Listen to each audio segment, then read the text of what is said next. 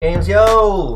Zoe17's in the house. Let me turn off the music to the maximum, and I'm just trying to let you feel it gripping like a bag of money. She my energizer bunny. Fade out, do the old fade out. Oh, Zoe817 in the house, boy. 817's here, you know, this is podcast number 11. What's up, Painted? Welcome in. Yeah, we're doing the things. In between, got this, Rillo, what is this? Fusion, huh? Yeah, Dragon Ball. You got Goten and Trunks fusing. You know what I'm saying? Do they do that? They fuse? Yeah, they fuse into Gotenks. What the? I didn't know they fused. Yeah, Gotenks go hard. Yeah. They fuse in the Majin Buu saga. That's crazy. See, I don't know nothing about Dragon Ball. Never watched animes and shit like that. But yeah, welcome in. We're gonna talk about music, do the dang thing. In my last interview, I got this new soundbite recorded. Let's hear it. Let's hear it. Back with b-nign, yeah. Oh yeah, like this is my story's uploading. Why is my story not uploaded? People don't even know we're live yet. This is ridiculous. We are live. Is it up live? Yeah, it's uploaded. Hell yeah. So yeah, let's talk about music and all the things. You've been doing a lot. You did a stand-up show last night. First, let's talk about the stand-up show. How did that go? That went pretty good. Yeah. We had, if you are paying attention, we need a little bit better attendance out there to the stand-up stuff. So I'm honestly passing off this comedy stuff to my cousin Eddie Dean. I'm still going to be involved in the comedy stuff, but I'm passing it off to him. I just got some things we got to work on the back end, figure out how we're going to do it. But I'll be able to just go and work out my stuff on his show. But me doing so much as the music and building the studio and all my job and all, everything I'm doing, it's just too much. Your boy had to step back from some of it. So the comedy show did go good. We had some people up there, we all laughed, had a good time. Hell yeah. We had a couple of like headlining comics up there, like Chris Tedlock. Sorry, man, if I'm fucking up the name. Chris Tadlock, I believe, yeah. Tadlock, Eddie Deed. Skippy wasn't that one. We had Mike T for Terrific and this dude named Dusty. I can't remember his last name, but they're all pretty funny. Those are fun, dude, because you get to just go up there and bullshit, joke around. They're not like the music shows. Yeah, I feel like it's more personal because you're really getting thoughts out. Yeah, well, it also, like, I could just sit down, bro, with the music. At the music shows, I'll fucking run it over here. Somebody's asking me where this is or that, With that, I can just kind of laugh, and if somebody's running too long, I'll be like, yo, wrap it up. That's true. Yeah. So what about the setup? Like, I know the stage, like, I feel like one of the vets you had last time, he said that the stage could be, like, the audience could be closer to the stage. That way, the comic can, like, point out stuff about the audience. Did you change anything about that? Yeah, we moved it a little closer to the stage, and we mainly do it in the side, or we just do it in the side room at Haltom Theater now because it's a little smaller, like, room. But I think we're going to switch it. We were doing it, like, Sundays and Saturdays. We're about to switch that shit into doing it on Mondays and Tuesday, or Monday or Wednesday, and he's gonna try to do that like once a week. But we're still finalizing that shit, so y'all keep an eye out for that shit. Oh yeah, that's Haltom City, Haltom Theater in Haltom City. If y'all in the Fort Worth, DFW area, come check out some comedy shows. You've also been throwing some music shows out there too. Yeah. Let me fix this real quick. I'm gonna look directly at y'all. I'm just gonna sit here and stare at y'all the whole time. No, I'm just... Hell yeah. Well, getting into the music, I like started like getting a feel of like how you were raised musically. Everybody's parents listen to different shit, right? So like, what was mainly being played in your household on the radio in the car when you were growing up? A lot of Leonard Skinner. My dad listened to Metallica. My mom and my dad loved Leonard Skinner. I actually got a Leonard Skinner tattoo on me. Motley Crue. The more the older bands. Like my parents like more of the rock stuff. Now as far as the stuff I was listening from my brother, my brother was listening to Bone Thugs, Tech Nine, UGK. You know what I'm saying? He was listening to a lot of rap shit. You know what I'm saying? And so I liked both of them, but I was more drawn toward the rap stuff from my brother. I remember one time, bro, I was sitting there, right, and my brother's sitting there and all of his friends and them are all smoking, right, and I'm sitting there watching a movie, and they got like some music playing in the background. It's like Eminem rapping about some shit. He says something about like kids, right? And he's like, oh, he's talking about you. And I was like, what? And he's like, he's talking about like manipulating the generations, like little kids, like you. Oh. And I'm sitting there like, what? And it first time made me think like, damn, he's right though. Like, what, he's talking about me? And then so how old were you? Like, I was only like fucking 10, dude. So I'm sitting here running like, what do you mean? He's like, yeah, they're trying like. He's talking about manipulating kids into doing what he wants, and a lot of society does that, you know. And my brother was always hitting me with knowledge like that from a young age. So right then I looked at it like, damn, that's fucked up. That's just a little sidebar of what I was saying. No, I mean that's important. Like those type of events like really will stick with you and like play into how you create your own music and like why you even get into it in the first place. So yeah, stuff like that. Yeah, I know. Sitting there like I've been smoking since I was real little. Mm-hmm. Like. First time I smoked bud when I was 7 years old, bro. I was 7. 7, motherfucker. So, but by that time, so I was sitting there high when he said that. So I'm sitting there high at like 10, like, damn, what? You know? But then that's crazy, dude. Like, I didn't start smoking until I was 18, so I don't think I would have been able to function in school or any of that. Bro, I go up into school high as fuck, bro. I would go up into school blazed, bro. I would go up into school sometimes. And I'd smell like weed, and they wouldn't let me come to school. Oh, no. Like, sometimes they'd hit you with the, let me smell your hands, because your hands smell, you know? But then I got clever. Any stoners out there try to get away, just, if you smoke, don't smoke in the clothes that you're going to wear to anywhere. If you don't want to smell like it, change the clothes, wash your hands, brush the teeth. You ain't gonna stink. Bada bing, bada boom. I thought you were gonna say hand sanitizer because that shit'll help too. You get those scented hand sanitizers. But if you smoke, like your clothes will stay with the like you'll stink if you don't change your clothes, bro. Yeah. Or you're not staying outside. Like same thing with work. When I first started smoking, I was already working like a full ass day job. So, you know, trying to hide that shit from my managers, I'd be like outside, like. Luckily, it's 2023, bro, and like nobody really cares about smoking. It's legal in like over half the states. Not yet, because if it becomes legal in more than half the states, it has to become legal on a federal level, I believe. If any law that's legal in more than half the states it has to be a federal law. I believe that. You heard that, politicians? I could be wrong.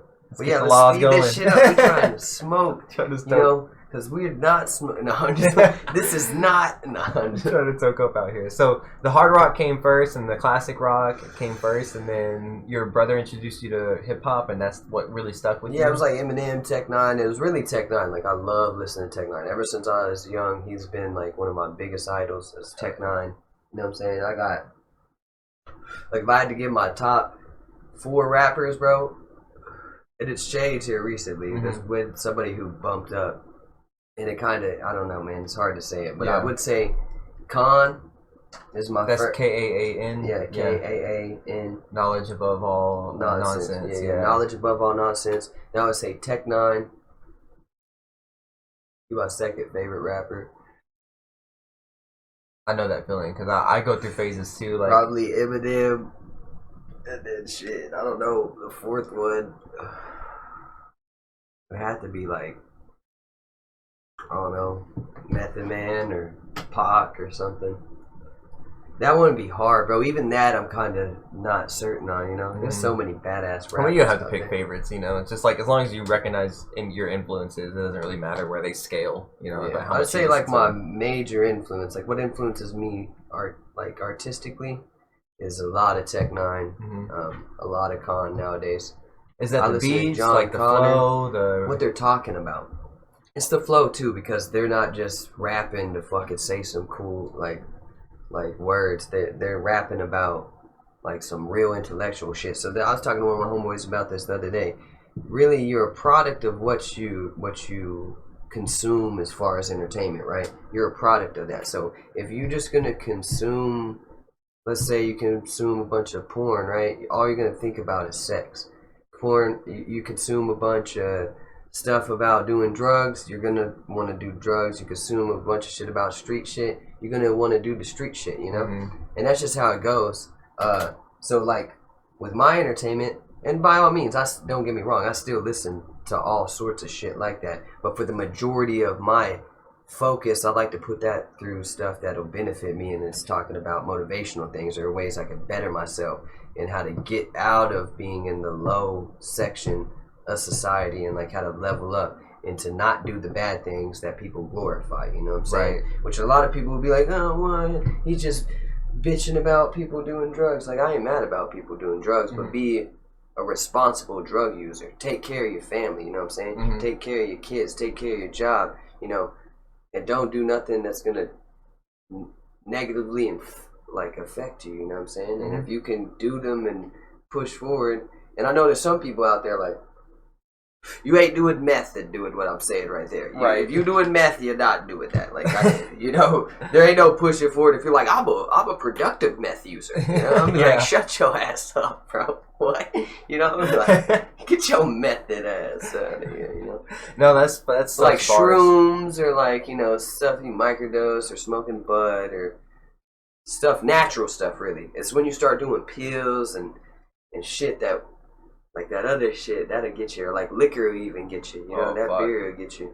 Yeah, liquor. Those are harder to function on. I've met some functioning alcoholics, but really there's stuff like, you know, not nearly as many functioning potheads or like people who smoked weed.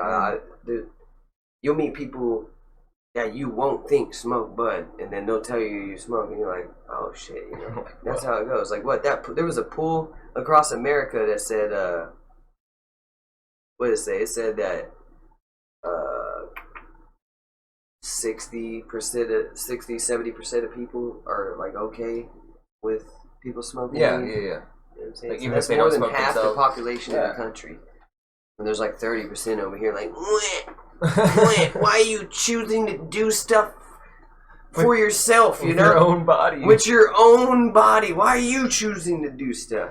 The worst laws definitely have to do with like controlling other people's behaviors and it's actions. dumb, dude. Do what you want. Like, as long as you're not inflicting harm on another individual, I don't give a shit what you're doing. Do whatever you want. As long as you're not fucking somebody up or trying to push what you're thinking on me, do whatever you want. You know, I only have a problem with if somebody's trying to be like, think how I think. Yeah. Think. If you don't think how I think, fuck you, you know? Fuck you. Which is like every politician. Like politician, it's all just like I'm pretty like in the middle, you know, as far as like politics. Me too.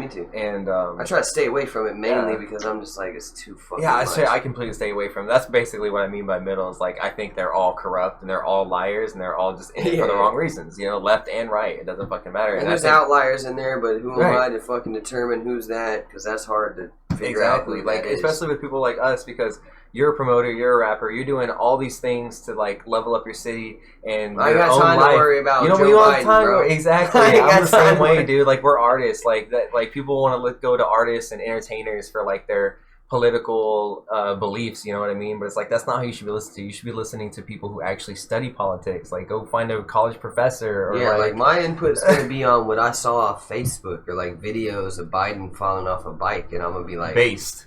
You know what I'm saying? ZZ Spax, welcome in. Thank you for joining the chat today. I got Zoe817 here from Fort Worth.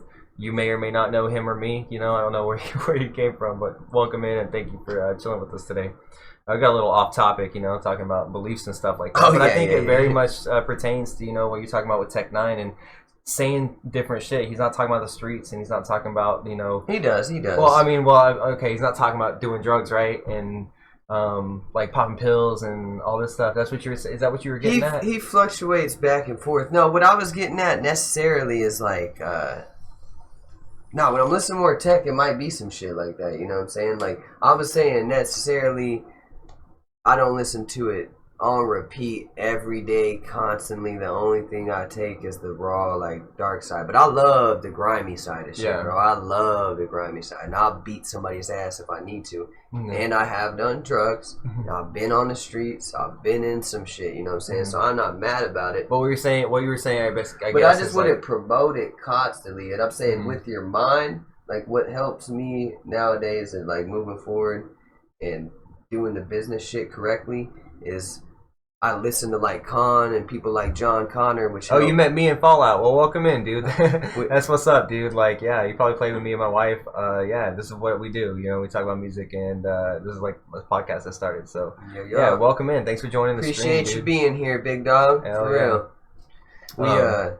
But so I would go. So basically, what I'm saying is, the majority of the content that I take in is more telling me to prosper, telling me I could do better, telling me there's more to achieve. Like, don't stay where you're at. Don't be stagnant, you know what I'm saying? But I also listen to stuff that's like, don't be a bitch, you know what I'm saying? Or it's like, that bitch got a big ass, you know? It looks nice, you know? And or just some dumb shit, you know? I might throw on some Suicide Boys just to get turned, you know? Yeah. There's levels to it, but the majority, I would say 70% of the content that I take in musically is positive. Which is important. And what you were saying is, like, if you're taking in, like, 90% negative stuff, then you're going to have a negative outlook. Like, we got a filter on it. Yeah, it's got a filter, so it's probably close. Yeah. But yeah, it's definitely, I can see that in your influences and the way you write and the way you make your music and everything. So, like, getting early into hip hop, was your brother trying to rap? Was, like, you know, no? My cousin was. My cousin was a rapper. That's Eddie? Yeah. Eddie Dean used to be known as the War Machine, but he's a comedian now. But he also owns a tattoo shop. So that's what's up. That's my dog right there. Another lucrative. Yeah, making that money, making that money. You gotta do what you gotta do with art. You know, I love tattoo shop. I would love to work in a tattoo shop. I wouldn't be able to tattoo, but that'd be fucking dope. Yeah. So, like, he wasn't trying to rap. When did you first, like, when the seed first get planted to you that you were going to try this out? I was like 10, bro. I was like 9 or 10, and I sat in my mom's room, and I wrote this, I wrote a little rap. I remember a tiny bit of it. It's something like, it was like up and down, round and round like a roller coaster, or something stupid, right? It's always stupid, the first things you write. And, you know, and then but I was young, and I was able to, like, rap back and repeat, like, you know, Tech Nine lyrics or like Eminem lyrics, and I was always able to, like, spit them, like, on memory, so I could real good at, like, remembering cadences and stuff like that. And so yeah, I was rapping back in the day, and it started probably about 10, so we've only been doing it like 16 years now. That's crazy. So what's the biggest thing that changed, like, from your teenage, like from 10 to like 20, and then from 20 to now? Like, how do you rap differently? So I would say the first transition really there was, I was hanging out, I started it, I got a little older, I was hanging out with the older homies, you know what I'm saying, everybody around us, Trey, Tank, Keenan, and all them, they would be sitting there freestyling, right? And, you know, you could get in the circle to go freestyle, but, you know, you better have some bars. So I would get, and not better, they would let people that sucked it on there, but they would all be killing it, and then I would just jump in on the freestyle, you know what I'm saying, say some stupid shit that really wasn't too good, and then, you know, pass it back on. So then I was, like, looking up to them, like, damn, I want to get to the point that I can rap like them.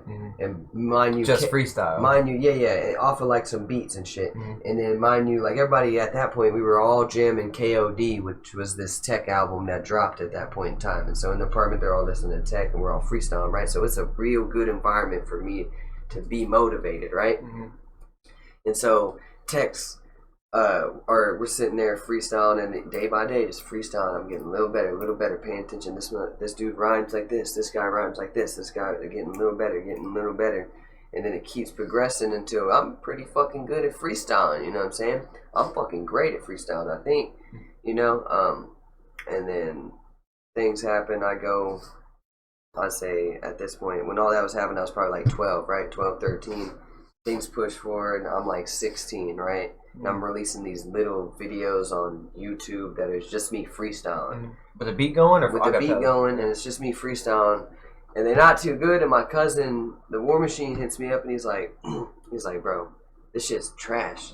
He's like, you don't even know what bars are. You just say, like, come over here and let me show you how to structurally make a fucking song, and how bars, and how you should, you know, if you don't have to stay on this, like, path, but let me show you how a 4-bar is, and a 4-bar, 8-bar, 12-bar, like, and what genuinely is considered in the hip-hop music, or this or that, you know. And so he took me down, he sent me on this little, like, beat machine, Roxy, and it had like the beats per minute, and where you could tap it and shit. And so like he showed me right there with the 1, 1, 2, 2, 3, or show like 1, 2, 3, 4, 2, 2, 3, 4, 3, 2. Yeah, exactly. And it showed me like, oh, it's a bar, and that will make a 4 bar, which will make a 1 bar, like basically essentially.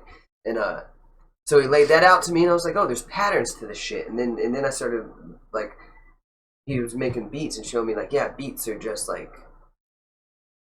instruments repeating themselves basically, and sequences repeating themselves, and then transitions, and just showing me the ways that the bars went, and then boom, like when you usually do a 12-bar hook, and then there's like a 12-bar verse, and there's a 4-bar hook, you know, and then to bridge the transition and just all this other stuff that he's like showing me that I was just rapping, bro. Yeah. I didn't know there was structure and ways to do it like this. So then, boom, I changed my name at that point. I think I was like Little Z Crazy or something like that. And my cousin's like, we're going to call you Z Maestro, right? Okay. So then I was going off of Z Maestro, and I was rapping with my cousin, and my cousin introduced me to Way to the World. Shout out Way to the World, you know what I'm saying? That's the GOAT right there. WAOTW, Way to the World. Y'all go follow him. That's a G. He's a rapper, engineer, producer, all around jack of all trades. That's my dog. That's what's up. So I got linked up with Wait when I was like 16, and I went up there and recorded my first song in like in an actual studio, because we fucked around at the home studio that Eddie had. But then I actually got to go up there, and it's a game changer. And yeah, you're you in see the real the console, mood, and your heart's racing a little bit. Tell me why, bro. And Wade ain't never had nobody do this to him before. Tell me why. I went up in there and recorded my song to the wrong beat. What? I was so nervous about it. Like he didn't know? But... No, he just, I gave him the files, right? But I had 2 songs I was working on, right? Yeah. And he pulled up the second file one, and you know, me as an artist, I should realize like, hey, yo, that's the other beat, right? But I'm just so ready to spit it, and I don't even notice it, bro. We record and we do this whole fucking song, right? Yeah. And I get out and I go, I'm listening to it and I go, that's the wrong beat, bro. And everybody starts laughing, and Wait's like, dude, I've never had that happen to me before, bro. And so I'm like, damn. But it turned out dope. I mean, it all lined up. It was perfect. It was the same amount of, like, the bars in the song, and so it all worked out perfectly. But yeah, it was funny, dude. That's funny. So did you go back and record it on the no, right I just beat? left it like that. Is that still out right now? Yeah, but it's under, if you want to go search, it's in SoundCloud, and that'll be under Z Maestro. Okay. Or it might, and then later on, so I went under Z Maestro for a little bit, got a little bit better, was living with my cousin and like a How many hotel songs room. did you record that day though? 2. Just those 2? Just so those 2. With the other one, with the beat that you I think the other one I just I flipped them, yeah. And it ended up badass, dude. It ended up, both of them ended up badass. That's crazy. And so it was Z Maestro, and then I progressed, and I changed into Z the Oracle, and then I was making, then I was worried about owning my beats. Back then I wasn't, then I started trying to own the beats, but I didn't own everything. And then boom, it came to the point that I'm like, damn, dude, I'm like Z this, Z that, and doing all these damn transitions. I want something that represents me for who I am, where I'm from, right? So I thought the simplest thing for that would be Zach Owens, which is and the initials to that would be ZO, which is Zoe. Right. And in my area code, the motherfucking funky town, you know what I'm saying? 817, so Zoe 817. Bada bing, bada Bada boom. bing, that's how I got to the Zoe 817, and I stayed linked with Wait that whole time, kept progressing, listened to my artists, listened to my predecessors, kept grinding until I'm ridiculous with my talent nowadays. I'm a rapper, you know what I'm saying? And the way, like, the influence and the way I was saying it is like, one thing I like about what's happening as far as the environment, like everybody's getting so mad and upset about everything, like as far as like the culture, like the society. But now I feel like everybody's getting more lenient, more people are laughing, we're not so fucking tense about everything.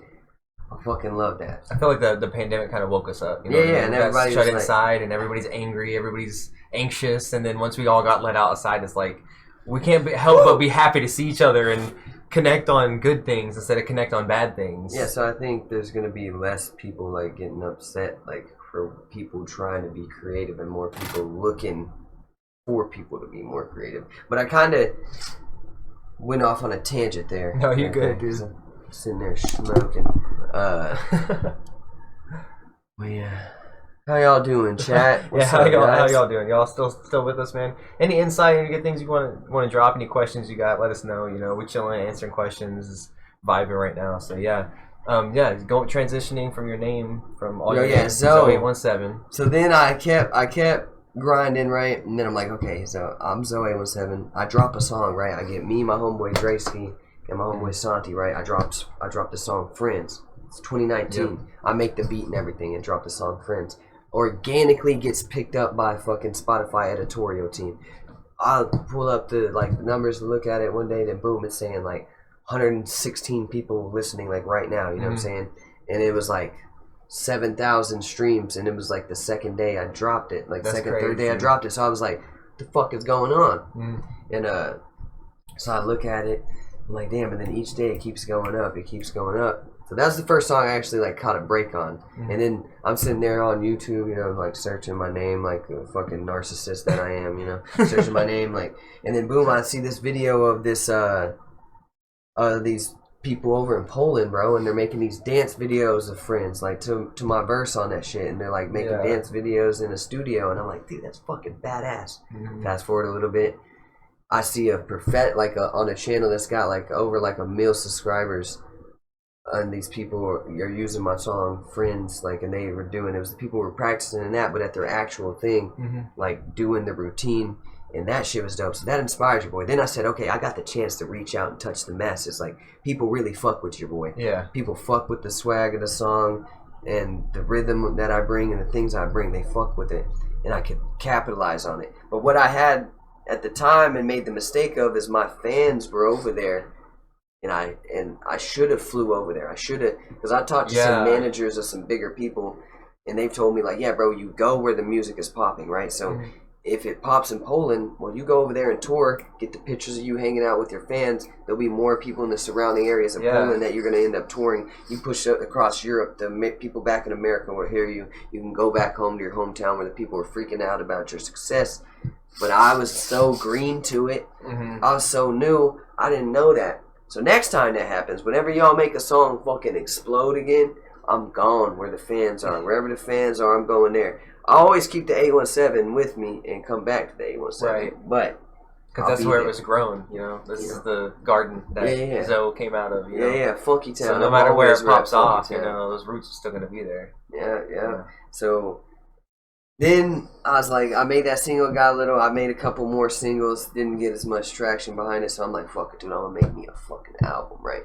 So I made that album 24, and I was like, I want some good features on it, so I got Mayday, they were formerly signed with Strange Music, you know, and then I got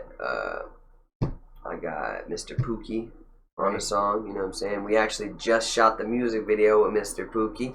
We'll be releasing that probably sometime this month. Okay, and that one is the one that features Mike Chaos, Mike Chaos is on that one. My boy Mike Chaos, shout out Mike Chaos, right? And I got Lachey Love, Mr. Pookie, and Mayday, Mike Chaos, Draysky, Santi, and I think that's all the features on it. If I'm missing anybody, I'm sorry. I'm fucking just spacing on you. Yeah. But yeah, y'all go look up Zoe 817. That's ZO817 on Spotify. Johnny, what's going on, man? I got the link there in the chat. From Japan, man. From Japan? All the way from Japan. Bro, I love Japan, bro. That's my boy Johnny. I want to go to Japan so bad. Hell yeah. Real quick, also we got new alerts right here, so I'm gonna put it right here. Zoe817. That's where y'all can go follow your boy. Right. And since you're here, Johnny, y'all like these movements that I'm doing? I'm just being like, this man's on drugs. No, I'm just playing. Oh, yeah. Real quick, while you're here, Johnny, I'm going to shout you out. He's been doing some 24/7 streams, too, which is just straight music. He also streams games. He streams music production. Johnny? Yeah, Johnny Bailey. He's fucking incredible. Woo-hoo. You over in Japan? He's over in Japan, yeah, dude. So he just had some twins, so... What time is it over in Japan, Johnny? Yeah, it's probably super early. I'm going to play one of his clips. Here we go. Look, tell me what time it is.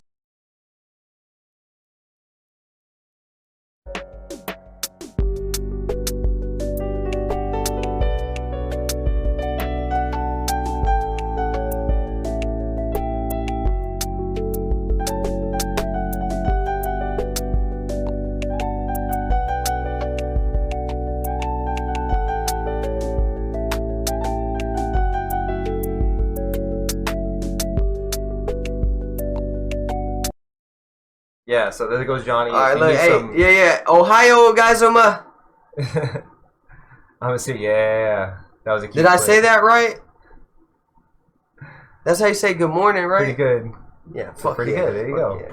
See, I knew. Oh yeah, yeah. So he's also got a lot of playlists, a lot of playlists for just chilling. If you need Twitch stream music too, if you stream, you know, Johnny's got it all. So go check him out. They said you did not say it right. Damn it, dude. Points for trying. Was it because I said the Geisma or whatever at the end? Is that formal or what? My son's learning. I'm trying. Your son's learning like on Duolingo or something? Yeah, we're trying. Yep. See. Nice. I'm learning Spanish right now, but I want to learn Japanese next. So I should have just been like Ohio. Right. Right. Oh yeah.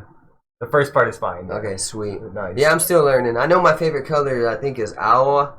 He said yes. I was like, why is he saying Ohio? Like, I don't think Johnny's from Ohio. That's how you say good morning, and that's why it's easy to remember. I just did something. I don't know what the fuck I did. I've never hit that button before. It's fine though, right? You guys can still see us and hear us? Y'all hear us? I hit a button. I don't know what I did. No, I'm definitely gonna go check out Johnny.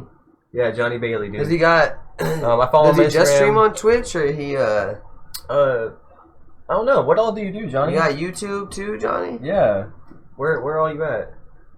Yeah. You know what I'm saying? Yeah. Yeah, I'll link you up with him. He's on the things. He's on everything. Yeah, go check out. We'll get the links. I'll get the links going and everything. And then since you popped up and everything, I'll put you in the YouTube version of this too, probably. But yeah, thanks for joining. I got Zoe817. He's a promoter, rapper. Just started doing stand-up comedy as well. This dude's doing it all. He's just like the dude right here in Fort Worth right now. So yeah, we're talking about the dang thing. Big Zoe. That's what they call me. That's what they call him. 817. Here we go. Yeah. So anyway, we're talking about your mini iterations, recording your first music all the way up to recording your first album. Is there any song in particular, like? Well, I'm guessing the one you did with Mr. Pookie is probably the most important one. Is that why you did the video? Like a notable song, like what would you say are notable moments? Like the most important one on that one? Yeah. That's a hard. Or you can just talk about the album. That's like, a hard track by question. Track. Hold on. Like going into the studio before you recorded any song at all. Like, did you have an expectation as far as like what it was gonna sound like? The first song I recorded was "Make a Wave," and that's the one with Mayday and Lachey Love, and that's I just knew I wanted a good feature on it, and they were with Strange Music at the time, so I'm like. That, you know, Tech9 being Strange Music being Tech9's label, I was like, I'd listen to these guys growing up, you know, and then I'd be in DAP, the alternative school, in the cubicle, teacher walk away, I'd put on YouTube and like Mayday, you know, and then boom, I got a song with them now. That's crazy. That's dope. Same thing with Pookie. My brother would be listening to Stony Crook Crew, and them. That's some of the artists he'd be jamming, him and my cousins and them, and they'd be up there with listening to Mr. Pookie, Mr. Lucci, all the Stony Crook crew, you know what I'm saying? And then boom, later on, I know Mr. Pookie. He's a solid dude, you know what I'm saying? I'll smoke down with him. I'll chill with him. He's never done me wrong, you know what I'm saying? He's showed up on time in the music videos. We got that video's dope too. We got my boy in there looking like a boss, bro. He looked like a mob boss almost. Yo. Yeah, he's clean in that video. We all got our own little scenery in it too, so it's pretty dope. Hell yeah. I can't wait. So that's the first one that's the first one you recorded is the one you're releasing the video for? No, my bad. I kind of got off on it. The first one that I recorded was that the one with Mayday and Lachey Love. I need to get a video for that, but that's going to come in the future. You knew it was going to be on our album when you recorded it? That one was the inspiration for what I kind of molded 24 around, because I was like, okay, I'll get this feature, and then I'll figure out what I want to name the album, and then I'll expand it out, you know? And so I ended up making what I got fucking distracted by the chat. No, you're good. What was I saying? You recorded the first song with Mayday. First song with Mayday, and then I kind of made some other songs that went on there. I recorded a song called Hate, which was in the middle of me kind of making the album. I was going through some shit with my first baby mama, and then it just kind of all molded itself together. I would say that Mr. Pookie track, Keep It Real, that was probably like the 6th, 7th song that we recorded. And so where were you, like, did you have the album completely written before you took it to the studio, or were you like recording it? No, I was just completely, I was going by when I made the song. It's a per song basis. Okay. I really wanted to show my versatility on it, so I wanted to make a song kind of sound in this way, a song sound this way, to where each song didn't really ever sound the same. You know, where it sounds a little different. Now this next project I'm working on, I'm just coming with my lyrical, rapping my ass off shit. Nice. And I'm no longer catering or trying to do anything different or showing whatever. I'm just gonna go what I like, what I'm feeling, what I'm thinking, how I want to spit that shit. Okay. And I want to spit like some shit that, what I was talking about earlier, making people be less, less hateful or to each other, and giving people a chance and not being so blowing up over everything. Like this song I'm working on right now, I'll spit a little bit for you. It's like, it's okay to have an opinion or a view and change it, but humans filled with hatred, so people scared to say shit. See, dialogue is sacred, but social media replaced it. It's a medium to keep your mind vacant. Talk that shit, but I'm still perpetuating. This is a sensitive situation. I don't want to give too much of it. Yeah, no, that's bars, though. That's bars. I don't want to give too much of it, but that's what I'm talking about. Is like that, like people scared to say and talk stuff through. Like, if you don't have that, then the person that's in the wrong, that has the wrong point of view, can't learn and be taught that that's that way. If you just shun them and fucking throw them down to the fucking ground and keep kicking them instead of teaching them, like that's why like Buddha uplifted people, Jesus uplifted people, all these people from past, like the past, you know, all the religious figures from the past uplifted people, even the impoverished.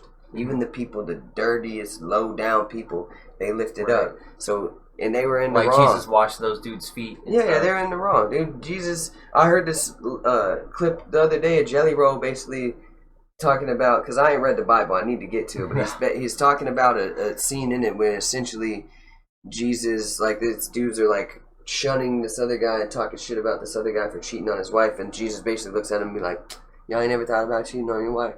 Y'all ain't never cheated. Y'all ain't never been, you know, committed adultery. I mean, you know, basically just like, yeah, come on. Like and he's like painting. He's like drawing on the ground with a stick when he's saying it. Like the people are talking. He's like, you ain't never thought like that, dude. Like, so interesting. The people that get so worked up about it, like, you know, let humans be humans. You know, and my main thing, dude, the only thing I'll stand on is don't fuck with the kids. Don't fuck with the kids, yo. You can be mad at me. You can fucking be against what I say right there. Don't fuck with the kids. Besides that, dude, fuck it, you. I don't give a shit what you do. Don't be racist. Don't fuck with the kids. You ain't gonna hear no objection from me. You know what I'm saying? Don't be a murderer too, I guess. Don't do that. It's like, you know? There's a couple more than that, but you get what I'm saying. Yeah. But that's like that song. What I want to preach is kind of what I like, what I think, you know. So I want people to talk, you know. I've been in the wrong in some things that people have changed my mind in, and if we didn't have open dialogue in a free society where we could do that, I wouldn't have learned, and I wouldn't still be ignorant. I wouldn't have grown. You can't get out of ignorance without somebody informing you, and you can't have somebody inform you if you're just screaming at them. Right. You know? Straight up. Yeah, as far as so, like, is like. You said that's what you're doing now. Is there anything, like, I'm sure there's a little shades of that across 24, right? Like, any bars like that? Yeah. There's tons of that throughout 24. It's just more centered around, like, I'm kind of showing my lyrical prowess, and it's just more of me being like, look at me, I'm a badass rapper, instead of, like, think about this, you know? Some of those songs on there, I would say, probably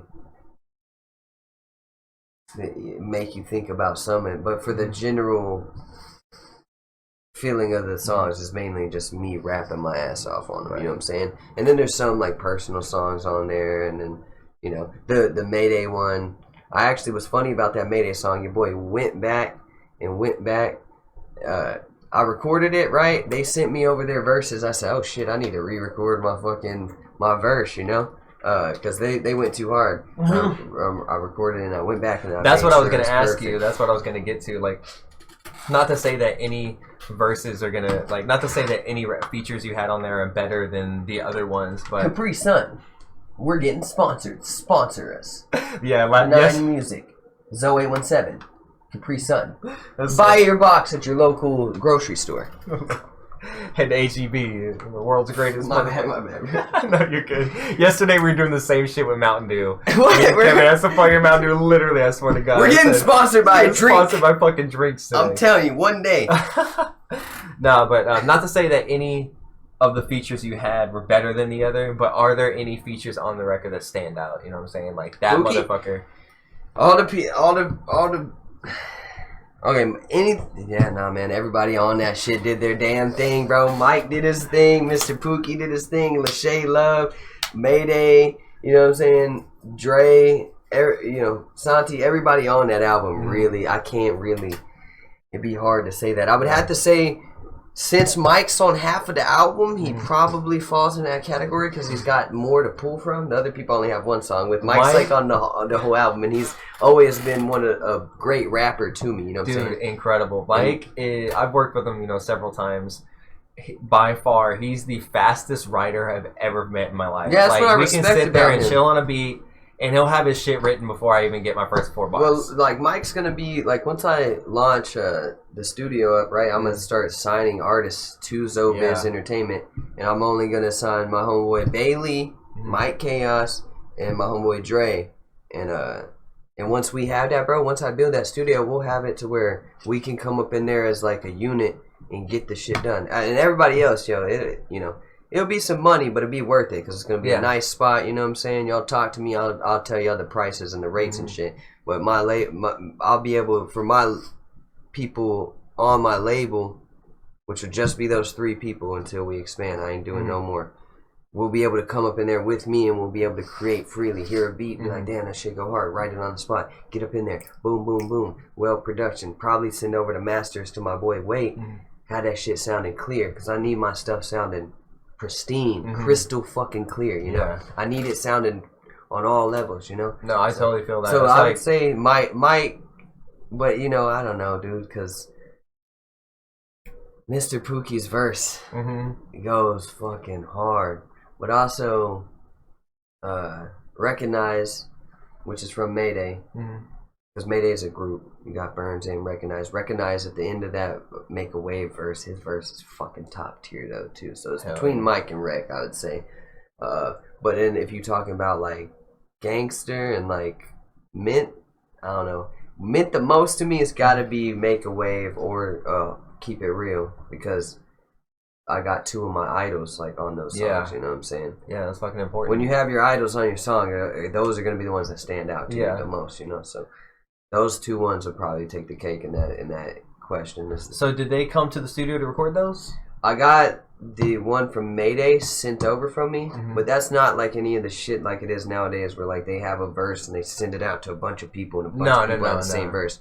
I'd hit him up with an inquiry, sent them over the concept of the song, sent them over a rough draft, sent them over the payment. They wrote it because I had the hook made. I had I'm gonna make a wave now, enough to make you hang out, right? And I recorded that, me singing it first, but then I was like, no, I need a girl on it. That's why we got Lachey in there. Oh, nice. Because I got Lachey to come sing it, and she killed it, right? So then I had that. So I had the concept of it made, and then they came on with the double entendres about waves and all this. Like, they just fucking killed it, bro. So I was like, fuck yeah. Now, Mr. Pookie, we was up at Wade's studio. Mr. Pookie rolled up to the fucking studio and put us all to shame with the drip he had. He came in that bitch. He came in that bitch, Balenciaga shoes, chain swinging, fucking nice ass, like rolly looking. I said, boy, yo, we were not ready for this man to walk in there. And yeah, he came up in there smoking, bro. He came up in there smoking and well, not in the studio smoking. I actually came outside because we were at first, bro. We we all dabbed him up, but then we were kind of like not really like interacting with him too much. But I'm like, yo, he's here because he's like. So I walked out and like hit him up. It was because he was writing the verse on spot. He was like, here, hop in the truck, right? He hands me some bud, and it's like, he's like, I got some of that Bob Saget, and I'm like, what? And he hands me a bag, right? And it's some Bob Saget weed. It's got a picture of Bob Saget on the front of it. Yeah, right. So I'm like, oh my god, I'm gonna pull that out, and we started breaking it down, and then Mike and then come out, and then boom, we're sitting there like smoking with the fucking legend, an OG.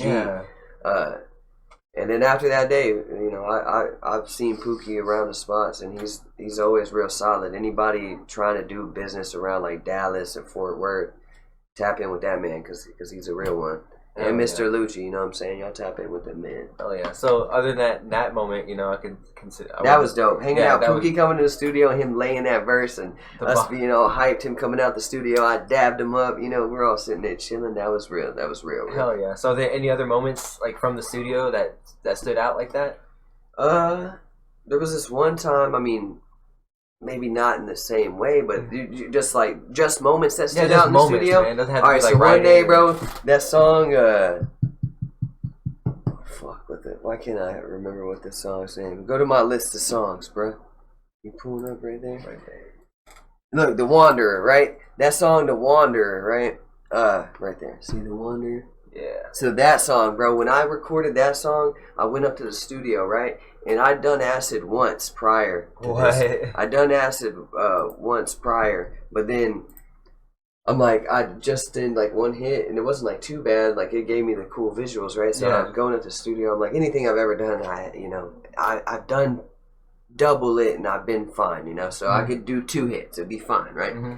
I go up in the studio right when we get there. Wait, studio, I fucking put the fucking drops. Yeah, no, it was like it was like the dissolvable. Okay. The dissolvable. I've never done acid before. Well, yeah, so they're 2 like dissolvable like tabs, and I fucking put them, and they dissolve.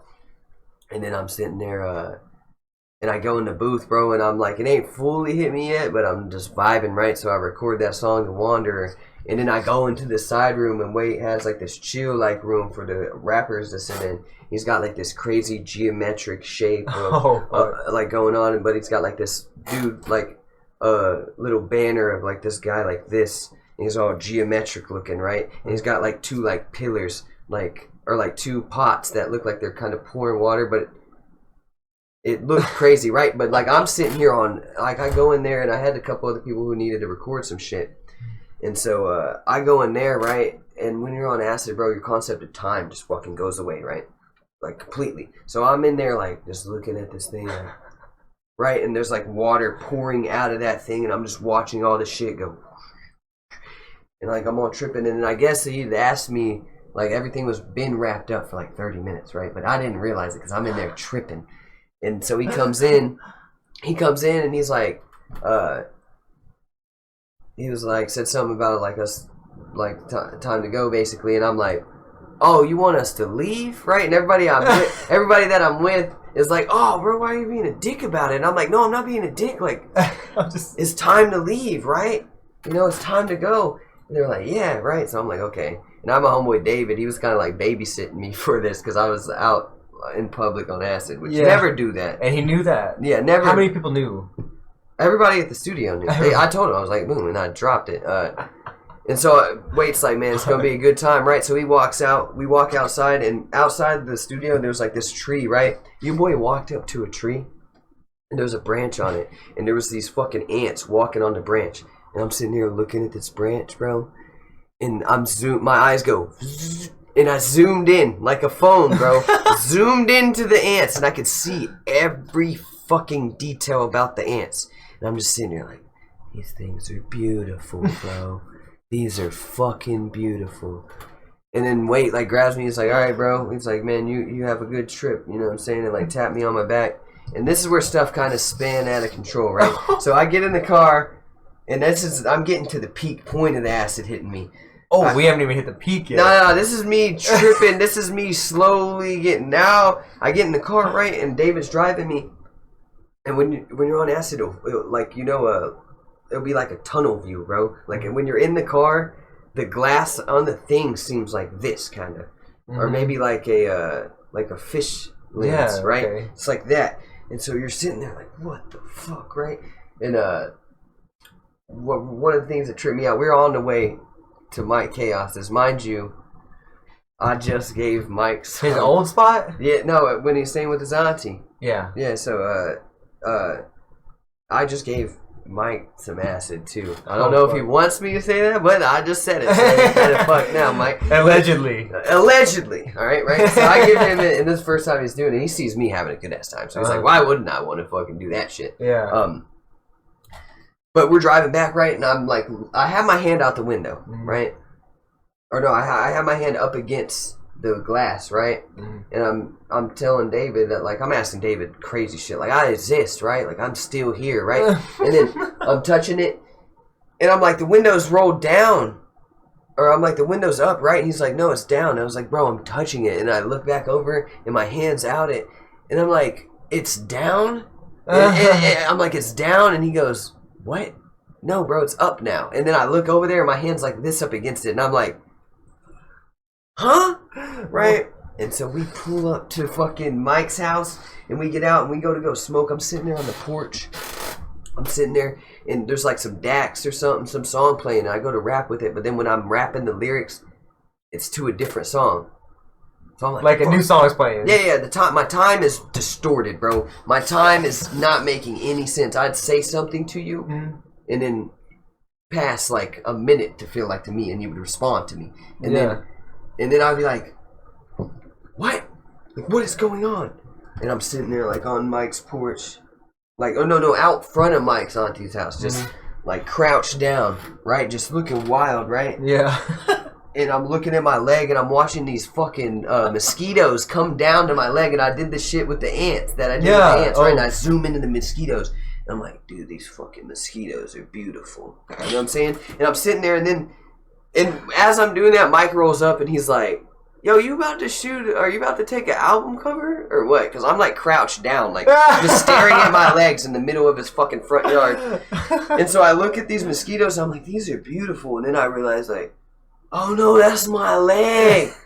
That's my leg. I'm about to start itching. And I went, ugh. And I'm like fucking hitting it off. And then so I'm sitting in Mike's yard going, ugh, like rubbing my leg. And then I'm like, okay, yeah. I told David, I said, bro, come here. I was like, I need to go to the car, bro. I need to go to the car, bro. Take me to the truck. So I took me to the truck. And I'm just sitting there, just like rubbing the fucking thing. And Mike's auntie come outside. She's like, that dude fucked up when she looked over there. So the more of that, eventually David drove me home. Oh shit, there's more to this. There's the worst part. This is the worst fucking part of it. David's driving me home, right? We're going, but we got to stop to get some gas. And we stop at this gas station, right? And there was he gets out to go get some water, right? And so he gets out and it probably only took like 2 minutes. To me, bro, it felt like I was in this car for hours, right? I'm shit. Sitting here, it's like nothing's really moving too much. I'm sitting here like, fuck, did I get stuck in this time? Like, am I stuck in time? Like, I'm stuck in, I'm fucked, right? And then as I'm sitting here panicking, thinking like, am I stuck in time? Is this my life forever? Super tripping on acid, bro. I'm fucking, this like Asian dude walked by me. And he's like going to go put some like the dude walked past me, right? Or he was going to go put some gas in his car, right? And I like look over at him and like to me, I didn't realize what it looked like, but I was freaking out like on the inside. So I had to look over at him like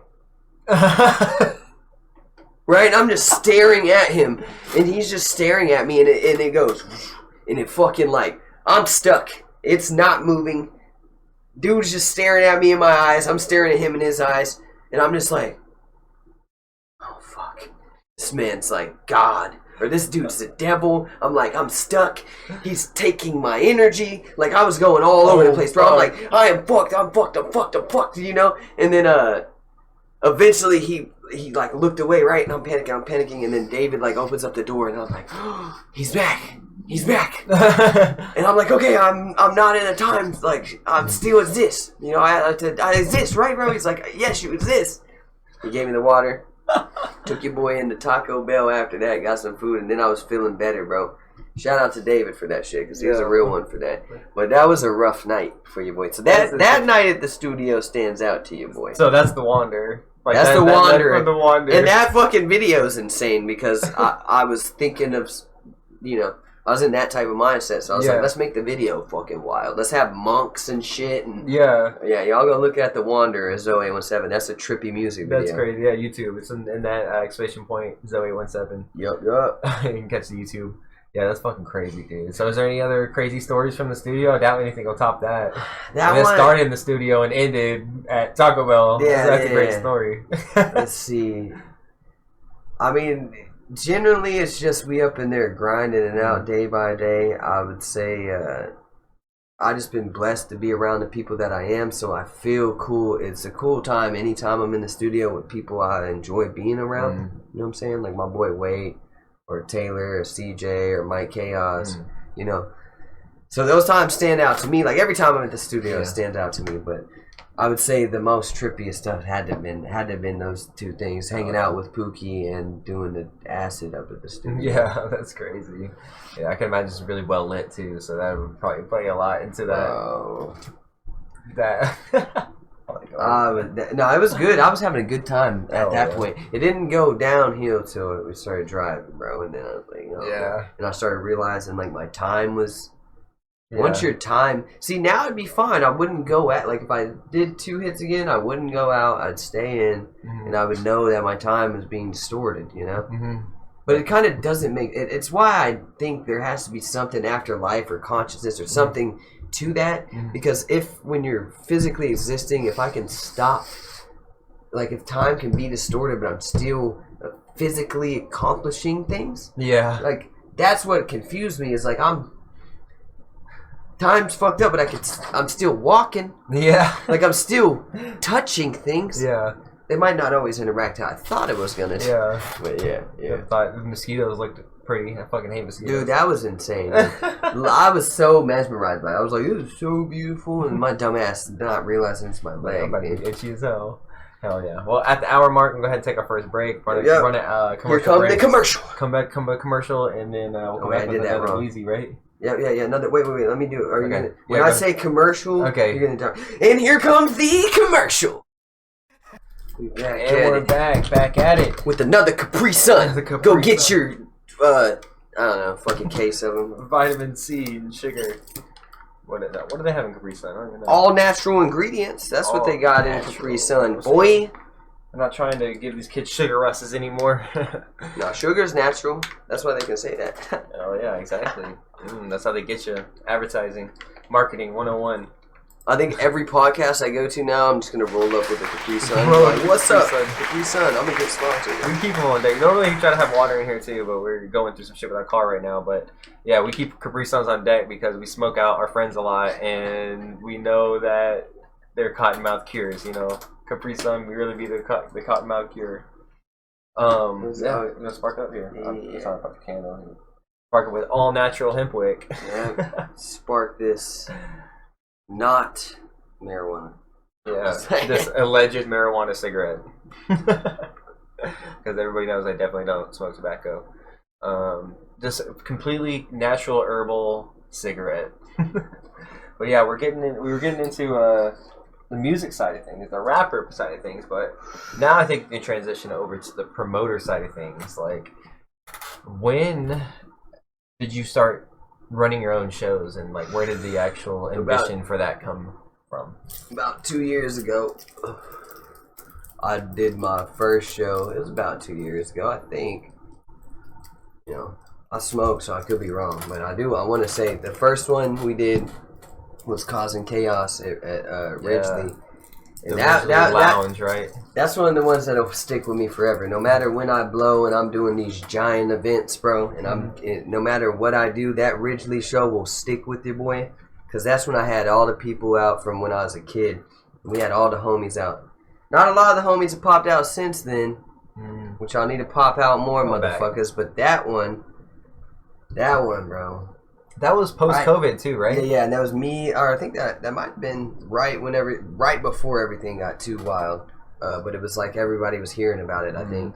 But so I put Mike on my first show I ever did. I put Mike on as a headline, and before him we had Slug D-Lo on it, and we had a couple artists on it. Anybody I'm forgetting? CJ Dippa. Yeah, CJ Dippa was on it, and Jacob Burns was on it too. There was a couple other people. I gotta look back at the imagery, but that one in particular, like, that was just a good night. You know what I'm saying? And then when D-Lo, like when D-Lo hit the stage, he got everybody fucking hyped, and Nice. we were all jumping around. And I was looking at some video of it the other day. I was like, see, we really are making progress, and that's why I respect my boy Slug D-Lo, bro. Because out of anybody, a lot of people I've seen in the game, bro, a lot of people gave up.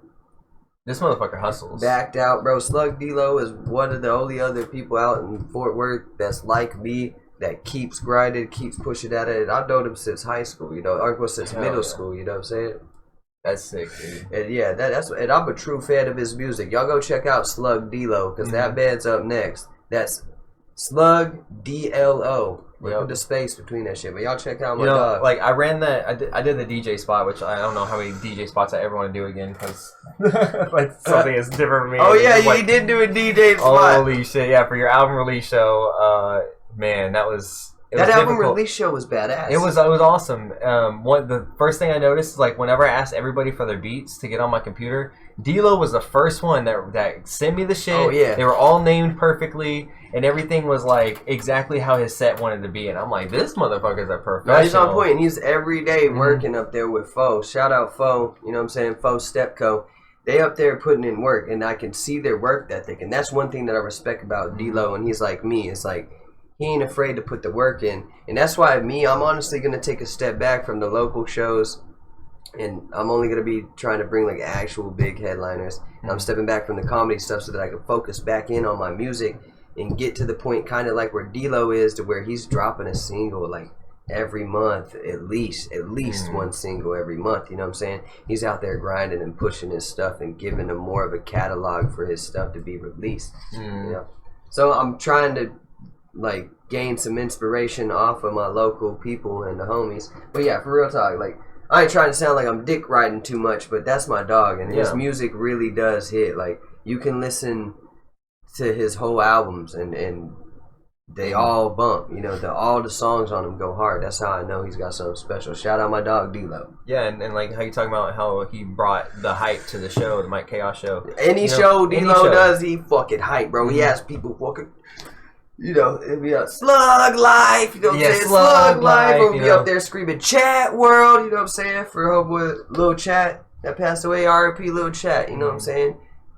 Look, in the chat, if y'all listening, somebody put hashtag Chat World. Chat World, hashtag Chat World. But don't put the O in the world. Let's see if I can get somebody to do that shit. Hashtag Chat World, dude. Hashtag Chat World, but no O in the world. Was he making music before he passed? Yeah, he's a rapping motherfucker, bro. Was he older generation, or like how did you know him? He's Dre's little. It's Dre and Darius's little brother. I'll do it from around the block. Well, really around Silver Creek and all. What's crazy about Lil Chat, bro, is I seen him from a kid. Like when I was hanging out there in Silver Creek, I seen him from a kid grow up to be like a man, you know. And he is a gangster, bro. He was a gangster. You couldn't take that away from Chat. Chat was a gangster. That was the dog right there. You know what I'm saying? And that's why Darius and his brother and them, they're working on pushing that Chat World shit. So y'all make sure to keep a lookout for that shit. That's their little brother, and they gonna keep his image alive. And he told me that personally last night when we was at my house playing some pool. And I know he means that shit. They gonna push that shit for Chat. Dre told me that. Yeah. And I know that. They've been doing it. And you know, D-Lo's been doing it. I've been helping out. I've been having people scream Chat World at the show. So that's we still out here for him, you know what I'm saying? And that shit rough, although, man, you know? One of my, you know, to lose your little brother gotta suck. So yeah, I'm always there for my G's if y'all need me, you know? Yeah. Real talk.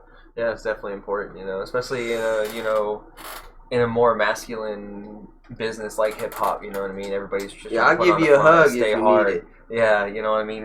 It's vibes and motivations and stuff like that you know is like missing, you know what I mean? I think that's what D-Lo brings. That's what you bring to Fort Worth scene, and that's what's gonna make us pop, you know what I mean? Like, because that's what makes us different. We're there for each other. It's not just like everybody's trying to capitalize on what's popular. Everybody's trying to work together to make something popular. Yeah, and I would honestly like it if we could get everybody working together And by like, you know, by what I was talking about earlier, don't get me wrong. Like, I want the street music to be made, bro. Mm-hmm. I want the fucking because that's also important to be heard. Because a lot of people don't know that life. You know, and there's a reason why that shit's popular to like yuppie white boys. Yeah, and I'm not gonna because they don't know what it's like. I'm not like I've been in the fucking like hood, and I grew up like over off of Las Vegas Trail, and I was in the trenches. You know what I'm saying? Mm-hmm. But right now, I live over in Keller, you know. I'm not gonna just sit here and, you know what I'm saying, talk about shit and try to perpetuate something that I'm not at the moment and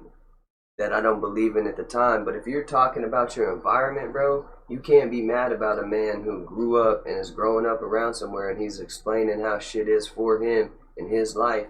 If you mad at that, you a hoe, you know? Yeah, that's what I'm saying, for real. Yeah, no, it's important to talk about because a lot of people don't understand that street life. I don't, you know what I mean? And I got a bunch of street homies, bro. Like one of the most solid person or people I ever knew. Shit, I can't even get that bitch to go. One of the coolest dudes I knew from back in the day was this dude. He stayed at the Budget Suites when I was living at the Budget Suites with David and his dad. And there was this dude named B. You know what I'm saying? This big old, like, buff black dude that used to sell crack, dog. But he was cool. He was cool. Like, he, like, respected me. He didn't care like I was just a little white dude, you know what I'm saying? Yeah, he hooked me up back in the day, like, on my first, like, cheap Reggie, you know what I'm saying? Okay, yeah. But he was cool, dude. He was, like, smart. But, you know, he's also doing some grimy shit. He's out there straight up selling crack, bro. Like, sometimes people would trip, bro. I'd be in the room chilling and smoking and just chilling with B. And one time somebody came in and this dude looks over at me. And like you gotta imagine, bro, I'm like fucking 5'1", maybe 5 foot, long ass hair, white dude chilling in like the trap. You know, like he looked over at me, he said, "Yo, B, what's up with this little white dude right here? What the fuck?" He's like, "What the fuck this white boy doing here?" And B said, and they used to call me Little Chuck around there. And he said, "Man, that's my boy Lil Chuck. You know what I'm saying? Leave Lil Chuck alone." And he tried to pry on it anymore. And B stood up, got up on it. He said, "Bro, I told you leave Lil Chuck alone." He said, "I'll knock your ass out for Lil Chuck." And I was like, "Damn, B really that's hard." Dope. But also that dude was there to buy crack. So after he said that, he was like, "Here, take your 10 piece, get the fuck out of here," you know?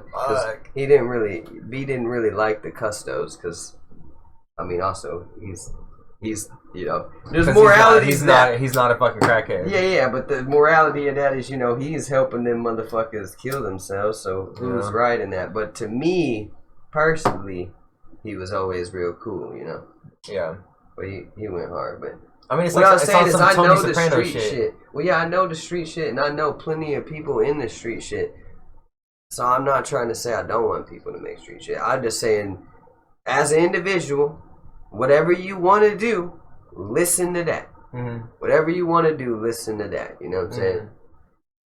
If you want to be street, you can listen to more street shit. It'll kind of guide you in the way. If you want to be conscious and like intelligent, listen to conscious, intelligent shit. You know what I'm saying? If you want to be both, listen to both. You know, it's your choice, but it's what you consume will make you. It's kind of what they say, like, you are what you eat. It's the same thing as consumption of the brain. What you consume with your brain is what you in return turn into. You know what I'm saying? Yeah. So you're saying, like, back, you know, you came from this life, you're writing street shit, and then now you're there in this life where you know. Well, I never even really wrote street shit. Really? Yeah, no. I just hinted at it, I guess. Nah, never. I mean, I like some of the shit, some hardcore stuff, but you know, it just depends on what you consider, and I don't even know necessarily the term street shit is the right. I mean, it's just your life, and like when you hear street shit, it's just their life. You know what I mean? So like you're gonna write what you experience too. Well, yeah. I mean, I wrote some grimy shit of like what I've done in the past, but not too much. I ain't wrote like there's so much I could write about that. I did. I'm just saying, like that whole interaction right there, like a song called Lil Chuck or something like that. That could be a whole song right there. Yeah, I didn't think about that. It'd be dope to see B again, bro, but I'm sure he's locked up or something. Yeah. He went hard, bro. One time, we had homeboy Lonnie that stayed up in there, and one day we was all high, and somebody, B, was like, fuck around and called Lonnie Lillian. That shit was so dumb, bro. We was all up there. Everybody went, Lillian. You had a bunch of grown-ass looking men basically roasting on homeboy, calling him Lillian, and he was getting mad. Lord Jesus. That's crazy. In a fucking crack house, you know what I'm saying? Yeah. Life's been wild for you, boy. Yeah, I can imagine, dude. But you came, you seems like you're in a pretty solid place, like, right now. Yeah, I'm a good, your spot, your kids, seem to be a good dad. And, like, how does, like, from having your first kid, how did that affect your trajectory? I realized when I had a kid, I had to, first off, my life was horrible, bro. Like, my upbringing was horrible, so I was like, they ain't never gonna go through the hardships that I got to. I always said, like, I wasn't even sure if I wanted kids because the world was so fucking bad, But then when I had that first one, I said if I did have one, I'd always be there and I'd be able to provide anything. And so when I had my first son, I realized, oh shit, now I gotta step up. Now I really gotta make this happen, So your boy started grinding, making that money, looking for a vision. And basically every time I have another kid, bro, it just makes me make more money. I'm like, okay, I gotta be a good dad, so that means I gotta make more money to be able to provide this kid that. That's why your boy always scheming and hustling. And I gotta become a millionaire, I got too many kids. Yeah. So y'all gotta listen to music. Y'all got too many kids. You got too many kids. Gotta make it make sense. No, I'm just playing.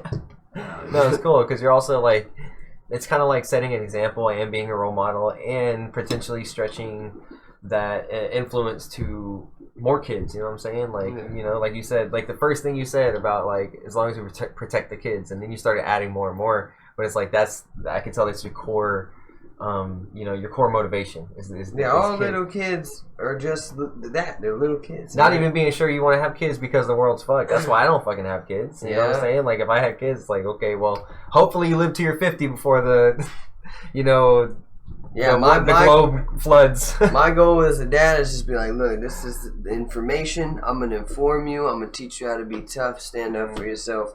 I'm going to teach you how to be a man, you know what I'm saying? I'm going to try to guide you down the right path without like pushing you along it too much. I want you to choose the path, but I'll help guide you down it, So do you ever like try to put any like type of messages, like if a kid did hear the song, is there anything like you want them to take from your songs? Like like that Wanderer song, regardless of all the stupid shit behind it with me, And I would say don't do hallucinogens if you're not ready. I mean, just do them properly. Like don't be a dummy. Don't go killing yourself trying to do drugs. If you don't want to do drugs and somebody tries to peer pressure you, don't do that shit. Yeah, don't do it. If you want to, just be careful. Probably shouldn't, but you probably shouldn't. But what was the question? Well, that's the point. Is choice. Is basically like do you ever write with the intent of like? Okay, yeah. Like the Wanderer, right? The Wanderer, for instance. The Wanderer is just a completely good message. It's like watch yourself, watch your soul, watch your health, and the people in control.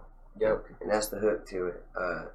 And that's bars right there. Yeah. Watch yourself, watch your soul, watch your health, and the people in control. You know what I'm saying? So, positive message. If you take that, and then I'm like, in that whole song, there's a bunch of stuff. That one's one of the ones I'm talking about. And then there's good things to be caught up in there. There's also negative stuff. I got one in there like that's just talking about asses. Bounce, baby. That I want to see you drop it. Yeah, I remember. But I like big booties. That's why I'm glad my girl got a big booty. You know what I'm saying? Yeah. Sorry. And she's pregnant, so her booty getting bigger. I'm just playing. Fuck that's you crazy. Guys. I'm just playing. Yeah, that's funny. But you write what what you're passionate about. You're passionate about big booties. You can write about booties, right? Yeah. I had to make at least one big booty song. Had to be done. I mean, I'm not gonna lie, it did go off live. You know what I'm saying? People get behind that message. Yeah, and when I performed it, everybody's twerking. You're right. Yeah, I did perform it live. That one, and I was certain. I was like, I don't know if people rocking that same one. You know what? I did make a song though already. What is that? Maximum Twerkage with me, Mike, and Dre. Yeah. People like that one too. I wasn't sure if people like that, but live people fuck with Maximum Twerkage. That one's good. So okay, she twerking to the maximum. Yeah. So like, is there any songs that like popped off that you didn't expect to pop off, or vice versa? Just Friends, bro. Friends. That's it. Yeah. That's it. Or, I mean, no, that's it, bro. As what about far as, songs like, that you popped expected to off, pop off, but they didn't do as well as you thought they would? Make a Wave, Yeah. or To Keep It Real. With Yeah, the one with the Mayday. big features. Yeah, the Mayday and the Lachey Love one. That one's a fucking. It's literally a top tier professional 100% A1 song. You know what I'm saying? It could be played on the radio. There's very little cussing in it. If we did edits and it got pushed by the right people, like, there's no one that's ever listened to that song and hadn't looked kind of blown away. Yeah. You know what I'm saying? It's a fucking great produced song. Beats produced great. On all levels, I checked all boxes on that song. I made sure that song is perfect, you know? So when it didn't get the proper response, just like a lot of the shit, you know, but that's the thing, is a lot of times when you make a song as a musician, you'll be in this mindset of, oh shit, this is the one. You know? You'll be so happy about what you created, you're like, this might be the one, you know? And then it's not, and then you're like, but it's good to think about that for every song, because I feel like that's the motivation that keeps you yeah, that's what I do. This would be the one. But nowadays, I don't think necessarily that's what I care about so much. I think when I'm making a song, right, I'm trying to express what I'm thinking about or feeling nowadays, but I'm also trying to articulate it in a clear manner that I'm more intelligent than, like, the average person doing it, and I'm more versed in it than the average person doing it, and I'm not just another rapper, I'm not just another artist. Like, I have my own style. I don't sound like Mac Miller, I don't sound like NF or anybody, you know what I'm saying? I sound like me, Zoe817, which I might even change that name again. I fucking changed my name so much. Yeah. You know, but I just enjoy making the music now, and that's what and I enjoy spitting and being able to spit, like what I said a second ago, you know. And what's cool, like earlier my girl showed me this woman messaged my girl, was like, that she went to high school with, and was like, oh, your boyfriend's a rapper? Or she was like, your boyfriend's actually like a rapper or something. I don't remember what it was. But it was just like, damn, he can actually spit. It's like, fuck yeah, that kind of stuff makes me feel good. And now I'm gaining, like, the more work your boy put in, now I got, like, tangible fans. Like, there might even be, you know, a couple of my fans, like, actually on the live now, like, people that are actually rocking with me and paying attention to what I'm doing. Like, they know you as a rapper and not just as a friend from high school. And some of them, you know, and they respect what I'm doing, you know, and they respect, like, what I have to offer. But really what I hope everybody can gain from me, like Zoe817 as a person and, like, as an artist, is I want everybody to prosper, you know what I'm saying? I want to help everybody learn how to do better. But I'm also a hard motherfucker, bro. I grew up hard, I grew up rough, I fought all the time, I got my ass whooped a time or two, I did a bunch of drugs, I ran around robbing people, stealing, any fucking thing you can think of, I did it, right? So I'm almost a contradiction. But the point is I'm trying to work to better myself, and I don't do those things anymore. I smoke, and that's about it, you know? So that's what's grown about it, is, like, you know, it's your journey, you know what I mean? It's about the journey, not the destination. And to sit here and be able to look back on it and be like, yeah, I did that, but I don't anymore. I did that, and I don't anymore.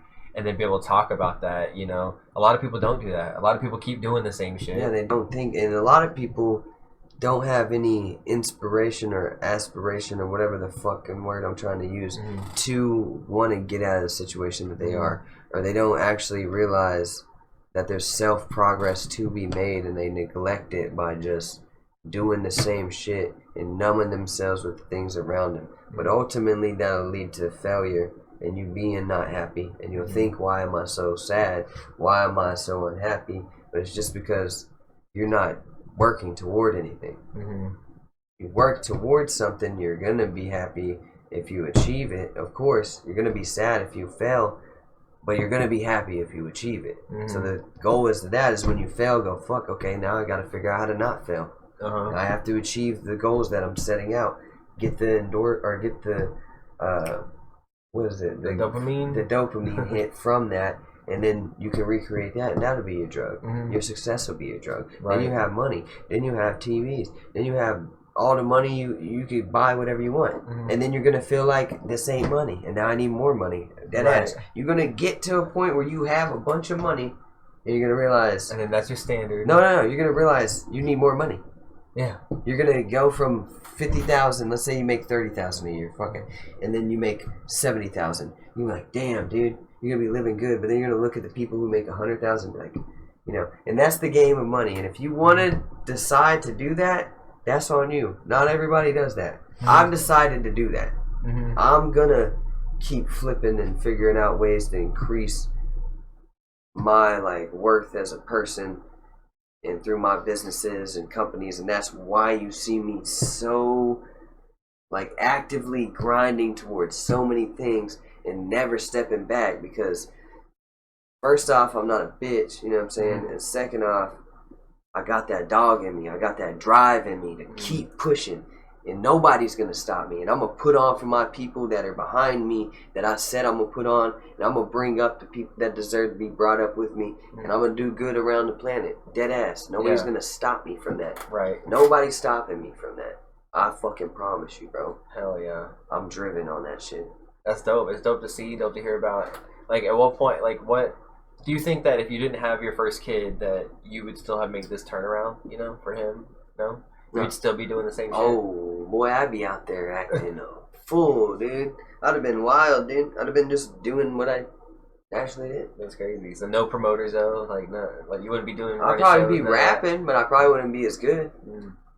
Because you'd be fucking off too much? And I wouldn't have money.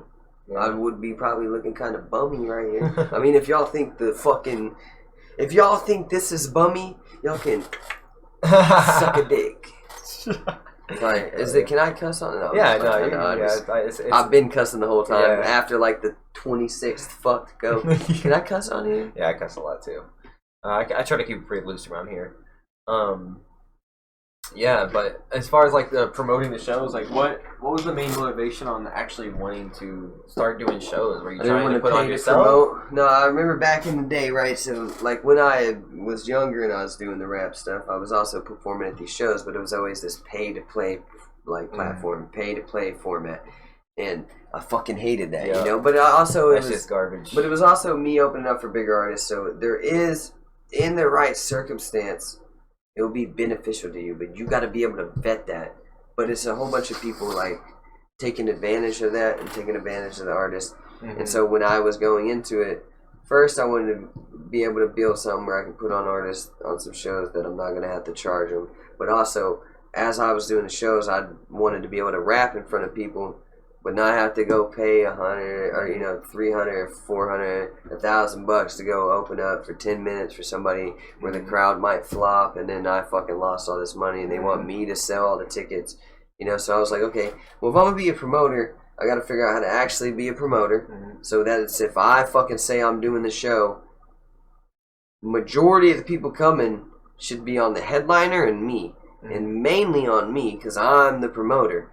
And for the promoter to throw a show and give a bunch of artists tickets on it and say, you get all the people here, give me money. Yeah. Doesn't make sense to me. Like, no other entertainment industry works like that. No. But underground hip-hop be working like that. So I'm trying to change that. But I also wanted an outlet for myself.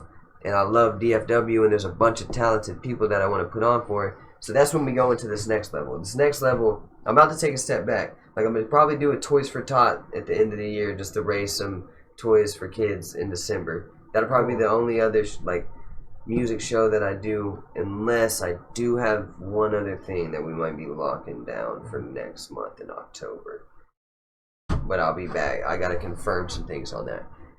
But besides that, I'm taking it back, and I'm only gonna bring out big artists, you know what I'm saying? But my intention on that is to bring out the big artists, and to have those artists that I get on those, not to be paid to perform, but they actually, that also means you're not just going to perform if you got 500 followers. Like, so I'm not going to be able to just put on acts that got like the people in Fort Worth that deserve it and got the fucking followers and have been putting in grinding. Yeah, but at that point, once I level this up, I gotta level it up appropriately, you know. I can't just be putting somebody on for free who hasn't put on for themselves at all. Mm-hmm. Yeah, they have to be worthy of it, you know.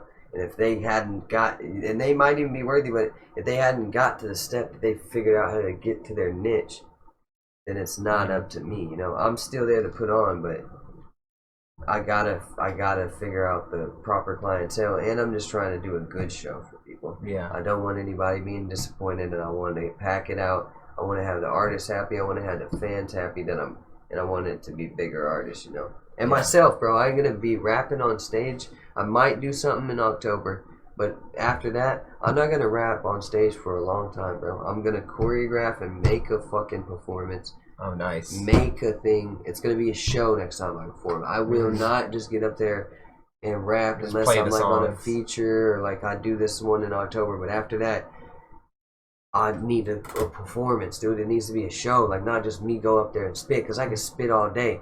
But it's better when you're doing something to interact with it. Now that doesn't mean I won't be spitting in it. I'm definitely gonna be spitting. You know, it'll just be an actual show. You get what I'm saying? Yeah, most definitely, dude. Like these are things that we've taken, like me and my brother come from like a wrestling background, so we've always seen like performance, like live performance, as like a theatrical presentation. Doesn't matter Like what wrestling. it is, like wrestling, right? So you know, even when it comes to like good guys and bad guys, my brother's fucking I think it was Mike Mike super kicked me on stage. I think that during that show that your last I think he super kicked, and this is something like he knew for a fact that if he threw a super kick, I was gonna take it and sell it, like take the bump on stage, and he knew that just because he knows me, you know what I'm saying?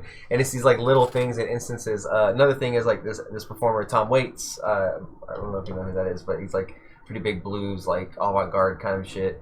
But like first time we saw his shit live, he had he did a tour called Glitter and Doom, and at some point he'd be like singing, and then he'd just go and then glitter would just fly, you know what I'm saying? And I'm like, fuck, you didn't even know he's holding that the whole time. There's another instance where he had like a piece of plywood underneath the mic stand, and the plywood had a bunch of baby powder on the end of it, and he would just stomp it at certain points in the show, and it'd just be and then with the lights going, and it goes through the lights, it just looks sick, you know what I'm saying? So like every show I have glitter in my backpack. That's smart. Every show I have, we have something that. See, it's small things like that. Also, we were watching this one. I think it was the guy. I feel like it was Run DMC or something. I was watching some interview with someone from one of those old school hip hop groups, and they were talking about how they wear a lot of layers, especially back then. Talking like you got your tall tee, then you got your jacket, then you got your overcoat, you got chains, you got hats, you got glasses, you got everything. And he's like, the reason they started doing that, they saw opportunity because they do a couple songs, take off the glasses, do a couple songs, take off the overcoat, do a couple songs, take off that thing. By the end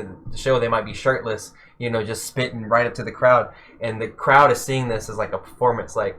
It's getting now you're more and more growing, hyped per item that you lose. They're getting like They're in their seeing you mind more. more hyped, and they're like you're revealing yourself. Layers. Like you're losing literally layers. revealing yourself in front of this crowd. They're growing with you. They're seeing you come out of your shell during the show, and these are things that we take into every show. It's like a progression. Yeah, it's like a progression, exactly. And these are things that I would encourage performers to take and use and do what and be creative with it. It's lights too, like using lights. Like we use lights in weird ways.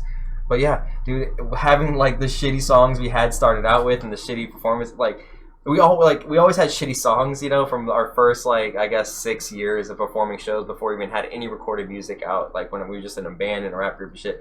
I would say we had shitty songs, but we had amazing shows, amazing performances. Everybody would come dab us up after every show because it wasn't about what we played; it's about how we played it, 100%. And now I'm finally, getting to this point where I'm creating, as going solo and everything, and creating more, I guess, radio friendly pop, alt pop, indie pop, more rock influenced stuff. Like I was like. It's been more about the gear part of it. Now I'm using this vocal thing that I can throw a delay on my voice randomly, using my multiple guitars and my beat machine where I can drop the beat out. You saw how you got to actual perform it. You Everything got has to be a show. You know what I mean? Like I can't. I always say exactly what I'm talking about because you're right. Your performance when you get on stage. It's an actual show because you have so much doing. You're handling everything, and it's even like where I put I'm gonna play electric guitar in these songs, so I put those songs back to back. You know what I'm saying? But I still they have a certain vibe, so switch up the vibe and have like a dynamic shift too. You know what I'm saying? You would play your slow tempo songs here, and then hype the crowd back up with your faster tempo. Everything, just like the show part, I feel like it's the same thing with making an album too. Shit, maybe you'll help me fucking choreograph like maybe or whatever. Like I'd love to play on it. If you want an instrument, like guitar or whatever, dude. Like I'll help you however you want. To like figure out how to make it like craft a show, like a show, and it sounds like you got a good grasp on. Oh, most definitely, how to do that. Yeah, most definitely, dude. That's like because I love listening to music. You know what I'm saying? But if I go see a band and it sounds exactly like the album or rapper or whatever, and then I'm not visually being entertained in any different ways, I could have stayed home and listened to the record. You know what I'm saying? Yeah, or if you just saw them, even if you just saw them, the sound of you might not catch every word, you know, but if you're hearing the song and the music, the beat sounds cool, and if you're not catching every word, but if the performance is the performance good, hopefully you got good audio, everything worked out good, and like the mic's good, the speakers at the venue are good, you have perfect audio. But even if there was like where you couldn't hear a word or two of what somebody said, if you have actual performance going on, you know what I'm saying? People are going to be entertained. Same reason people watch a music video instead of going to Spotify. Yeah, and it's what entertainers do. Like you look at anybody who succeeded in it, even rappers, they don't just go up there and rap. You know, you can once you have a following, then people would just listen to you go up there and rap. Even that people aren't expecting that. I think it was Spencer was talking about a Logic show where they had like a counter going, like the audience loud counter or something. Like there's always something to interact with. Yeah. You need something to draw them in to say, you are a part of this. We are together. We are united. And that's what I want my fan base to ultimately most definitely turn into. Is like, you rock with Zoe. We are united. You know, we all try to do better. So like wanting to step back and choreograph and make like a show and come back with this badass presentation. What's the inspiration for that? It's just because I'm done. Like you didn't see anybody that you're like, oh, that's dope. I'm gonna start doing that. No. I came to the decision myself because I realized, like, you know, it's a show. Like people, I'm throwing these shows, and then when I get up and do my part of it, I'm just rapping on stage. You know, and like with the comedy stuff, it's a little different because it's just you that's needed. But like with the rap stuff, I'm like, I thought about like Tech-9 and Jay-Z and all these, and Beyonce and just all these other people that do music in general, right? And that they actually do shows and shit, right?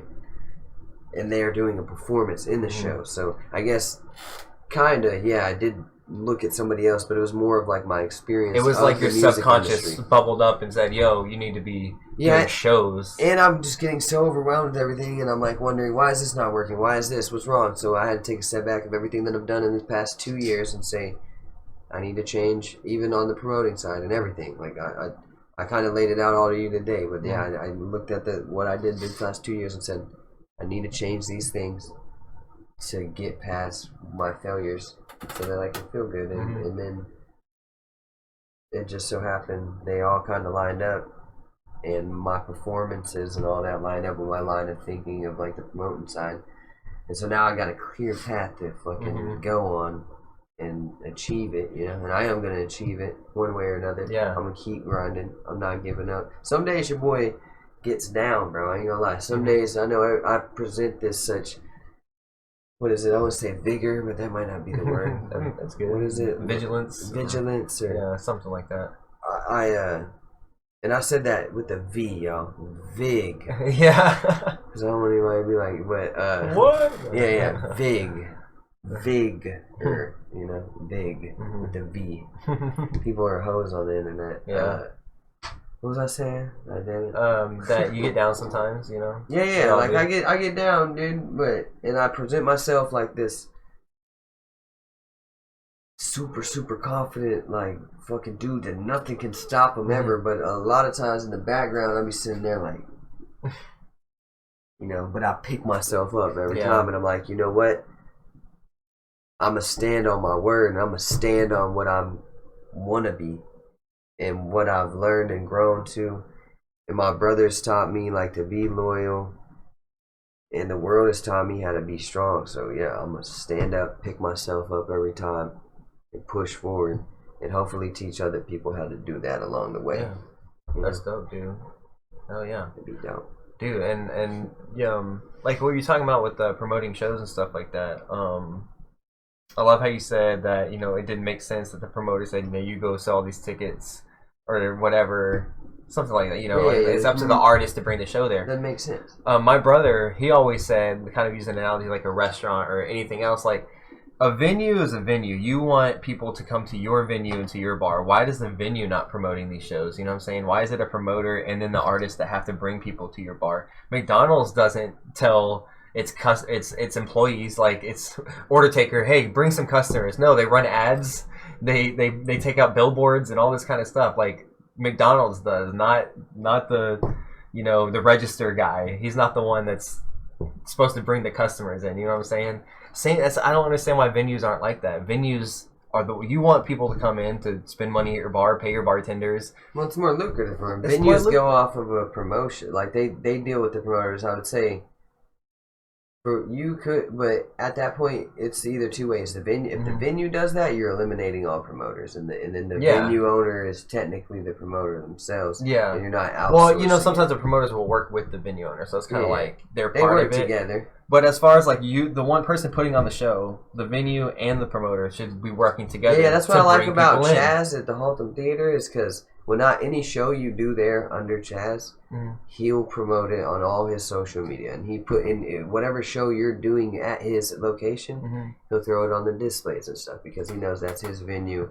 You're paying to do it. You are right. There are some venues you book and you go to do these shows, bro, and they won't even throw it up on their social. They won't even put it on their website. You know, they won't even share it on their story.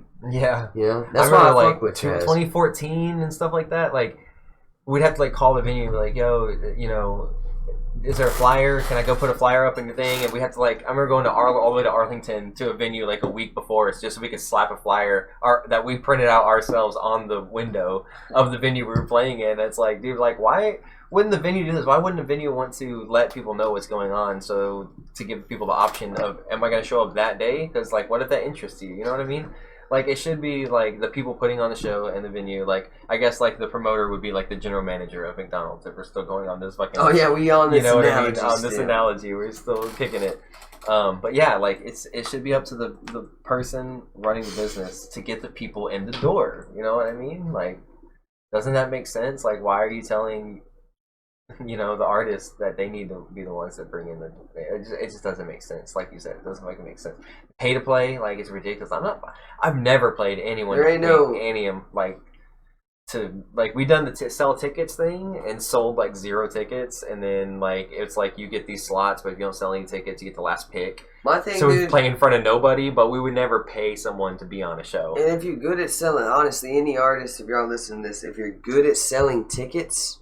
If you're good at selling tickets, you don't need the person to give you the tickets to sell it. Throw your own show and sell those damn tickets. Like, if you're selling 60, 70 tickets and you're doing that through a guy that's giving you the tickets to sell, and then you're going to the show and there's like 150 people, find you a squad, find somebody else that can bring out, you know, 80 people, 70 people, and y'all do the show, and then cut that dude out because that dude's fucking y'all. 100 bars. Where's the live like? Make sure you know if you're up and coming. I'm gonna take a drink of Capri Sun. Capri Sun. Sip, sip, sip. Yo, Capri Sun, fun in the sun. Sponsor us. Sponsor us. Give us money. You owe us. Gotta be $4 million. Cha-ching, boys. Split it. It was good for a minute. Yeah, dude. So like. So did you ever go to a lot of shows? Like, as far as, like, other artists? Like, what's your favorite show you've ever been to? I went to a Tech Nine show when I was, like, 11 or 12. I already know exactly how that feels. How was it? That was insane, bro. So I get there, right? And fuck it. Yeah. You know what? It happens. So screw it. I'm saying I was up there, and it was a Tech Nine show up there at the Ridgely, right? Mhm. And they were all. It was an all ages show. The whole theater, right? The big yeah, theater. the big That's ass crazy. theater. That's where I saw Rise Against, which was like my favorite band when I was like I'm not a kid. My first show was 16. But anyway, that was the first biggest band I saw at the Ridgely. See, the Theater. Ridgely goes hard, dude. And then like 4 years later, I played on the same stage, and I was like, you know, like, you know what I mean? I was like, I can have like Tim stood here, whatever. I guess Tech Nine stood there too. You know what I mean? It's crazy how many artists Thursday, Circa Survive, and yeah, you know what? I guess I don't ever. Insane, man. Dang, dude, you know what? That kind of gave me a realization. We'll get back on the Tech Nine concert, but that gave me the realization of I need to take a second and step back and think about that at the Haltom, because I'm on that stage so much, and it has so many legends going through it. Yep. Like, I just love the place because the respect and admiration I have toward Chaz, but I didn't even think about, like, the legends and that's been there so far, you know, so that's pretty cool. But, so, like, I was 12, like 11 or 12. Tech Nine was playing at the Ridgely Theater. I go there. I'm like hanging out with my cousin, like Eddie, and a couple of his friends, and I went there with my friends, but I split off because I see my brother and them there. So I'm like, oh shit. And then so I'm sitting there, and I'm like 12, bro, and I'm getting drunk. My cousin's cousin's slipping me these shots of Ruppelmints, right? So your boy just boom. I'll take like 6 shots of Ruppelmints, right? Not back to back, but like kind of throughout the thing. And like I'm sitting there a little like fucked up, and this is before Tech even came on. Like I'm sitting there with one of his homies, and his homeboy was like, try to headbutt me as hard as you can, right? And I'm like, oh, drunk. What? And I'm like, whatever. And I was like, boom, and like hurt myself on some stupid shit. But it didn't hurt too bad, and I got on with it, right? So we end up pushing in, Tech and them go on stage, and we go into the fucking crowd, right? We're going like toward the like inside of the crowd, and then my cousin's like using me to help like squeeze through everybody because there's already a bunch of people lined up.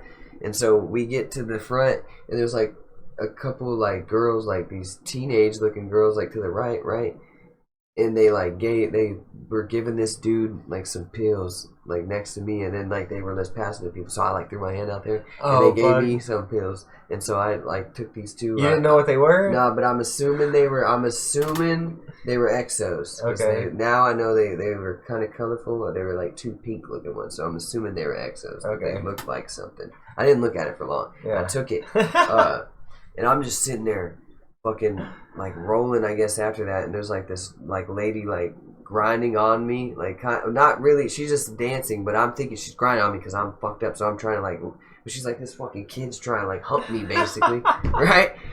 So my cousin's like, bro, back the fuck up. So then we sit there and I'm chilling and I'm listening, bro. And then Tech and them come on the like stage, or Chris Calico and Tech come on the stage and do Black in the Sun, and just like the performance of Tech's stuff is insane, right? So I back up, get out of the crowd. I'm like still listening, and they bring out the It's like a sub thing that Tech calls, I forget what it is, like 808 Boys or something, but they got this song called Areola, right? Tech's got this song called Areola, right? Mm-hmm. And when they come out there, they're about to play that song, right? And I guess dude forgot it was an all ages show and shit, and he goes out there, and one of Tech's homies like that are part of that group go, hey, if we got any bad women in the house tonight, let me see you lift up your shirts and show me them motherfucking titties. No way. Right? And dude, I hear that, and then these chicks, like a bunch of chicks, just boom, pull out their tits, and so I jump up on the table as like my little 12-year-old ass, all fucked up. I jump up on this table, and I'm just like. Oh my god. You know what I'm saying? Just looking out at the titties, and most titties I've ever seen. Still to this At day one in real time. life, bro. I was in, and Tech was like, no, because he came on after that. He was like, no, we can't be doing that, blah, blah, but the girl's already straight, boom, Yeah. But it was an all ages show, so I bet dude got in trouble with Tech. Dude, yeah, I bet. That's crazy. But I was That's a dangerous fucking game. My mom picked me up at like 2 a.m, dude. I'm sitting there like looking dumb. Looking She knew? Up. Yeah, well, she was on drugs. cared? She's a meth head, so. Oh, fuck. She didn't give a shit. Okay, well that makes sense. That's why she was up at 2 a.m. looking like straight up, you know? She was, that should be Holy shit. fuck, dude, that's crazy. Hell no. That concert went badass. And then I went to, that's the only, like, besides my concerts, that's the only, like, dope-ass, like, rap concert I went to. I went to Edgefest, like, Oh, that's twice. cool. That's more of a festival, right? Yeah. So That's so I bands. seen Caged Elephant. I seen AWOL Nation. I seen 21 Pilots. I seen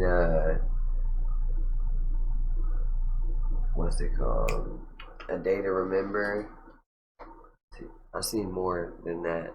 I just can't remember. That's a lot of fucking But artists. there's a lot that played those things. Caged Elephant.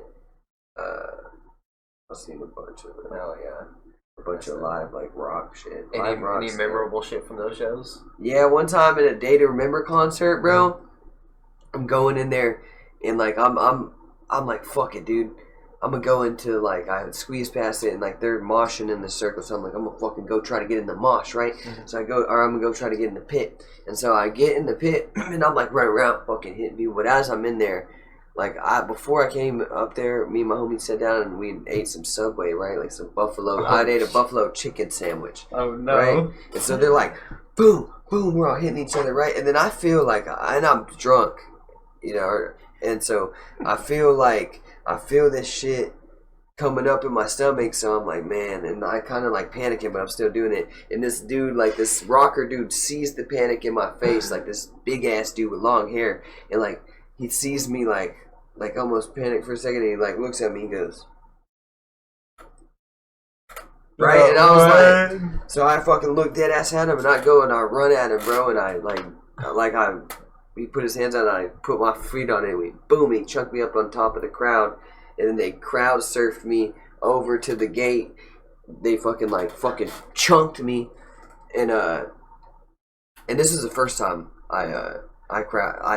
look, so they chunked me over the gate, right? And when you know what? I'm messing up this story, bro. I'm messing up this story. No, that was the second time that I had crowd surfed. The first time I was just in the crowd, bro, and I had fucking ended up getting like somebody to pick me up, and I had crowd surfed out of it. And when they chunked me out of the metal, I did a front flip, bro, and landed because the security didn't catch me. Yeah. So like the crowd was like, you know, I got to the end and there was no security there, so they said, yeah, right? And I fucking boom, flip, and I land, and then I fucking walk back around, you know, and I'm go to get back in there. And when I go to get back in, I'm like, can't get the front, but I'm like, fuck it, I'll go in the pit. And then that's when that shit happened to me, getting all sick, feeling the pit, and that dude looked at me and was ready to throw me. So I was like, yeah. And so I crowd surfed the second time, but that time when the crowd threw me, the security fucking grabbed me and like got me down, you know. But that's that first time, bro. You run to a trash can and throw up or some shit? No, I was good. Okay. I was able to maintain it, but it was just I had to get out of there. But when I flipped, really bro, thought you were about to spew all over the crowd. If I wouldn't have flipped, bro, I would have if I wouldn't have landed that flip, I could have just. Yeah, fucking. They said they did not wait at all, bro. I got to the edge of that and said, get this fucking guy off of me, you know? You're standing there. You're like, I don't want this. Yeah, man, I'm trying to enjoy the show. Yeah. Yeah, good times. Oh, yeah. I've only been in a crowd that big enough to crowd surf once. Was the second time I saw Rise Against. It was at the Palladium Ballroom when they were like way bigger. I can only imagine. Yeah, that shit was crazy. It was them and Rancid. It was fucking amazing. It was like a great show, bro. But yeah, I remember getting picked up. Like we showed up as a group, me, my brother, my wife, and I feel like Ricky was there. I think there was 5 of us, and we the stage is like right here, and we're like we smush as close to the front as we can get right here. And by the end of the show, I'm all the way over here. I don't know where anybody else is. I'm just like, I got picked up a couple times, like sat back down and tried to get to the front. It was crazy. It was good times. Yeah, dude. When I was at that show, dude, that same one, because it was that festival thing, when AWOL Nation did it, bro, when they sung Sail, when they went, Sail, right? That's the only, you know that song, right? I do not know the song. I know like 2 KZK Element songs. No, I said AWOL Nation. Oh, AWOL Nation. No, I don't know that song at all. Oh, wait, I know what you're talking about. Sail. Yeah, okay. Blame it on my ADD, yes, okay. Yes, baby. I right? do know that song. So, dude, at that festival, you're talking thousands and thousands of people, right? Fuck yeah. They're the only band and the only place I've ever heard this, bro. When they go, when it finally said "sail," dude, you heard like 10,000 human beings together go "sail," bro. Hearing 10,000 people say something and it shake the fucking like. You can feel everybody say it is insane. That's an insane feeling. And to be able to make a song where like a whole fucking country basically like knows the words of your song. Yeah. And you could be in an arena and go sail and everybody that shit felt insane. I want to get to that point. If I can get to the point to where I say a fucking word and I can get 10,000 other people to say it. That's fucking crazy. amazing. Yeah. Just any word. If I could go, just if I had the power to go, say fuck, and I'm talking to 10,000 people, and then you just hear fuck, that would be just as awesome. I guarantee it. It's like the Queen Live Aid thing where he goes Deo, and everybody just gets the crowd going. Also, like I always ask that question because I know my favorite show. Or it's like Hitler. No, it's the same. It's the same shit. It literally taps into the same shit. So it's not. You're not wrong. No, he was up there.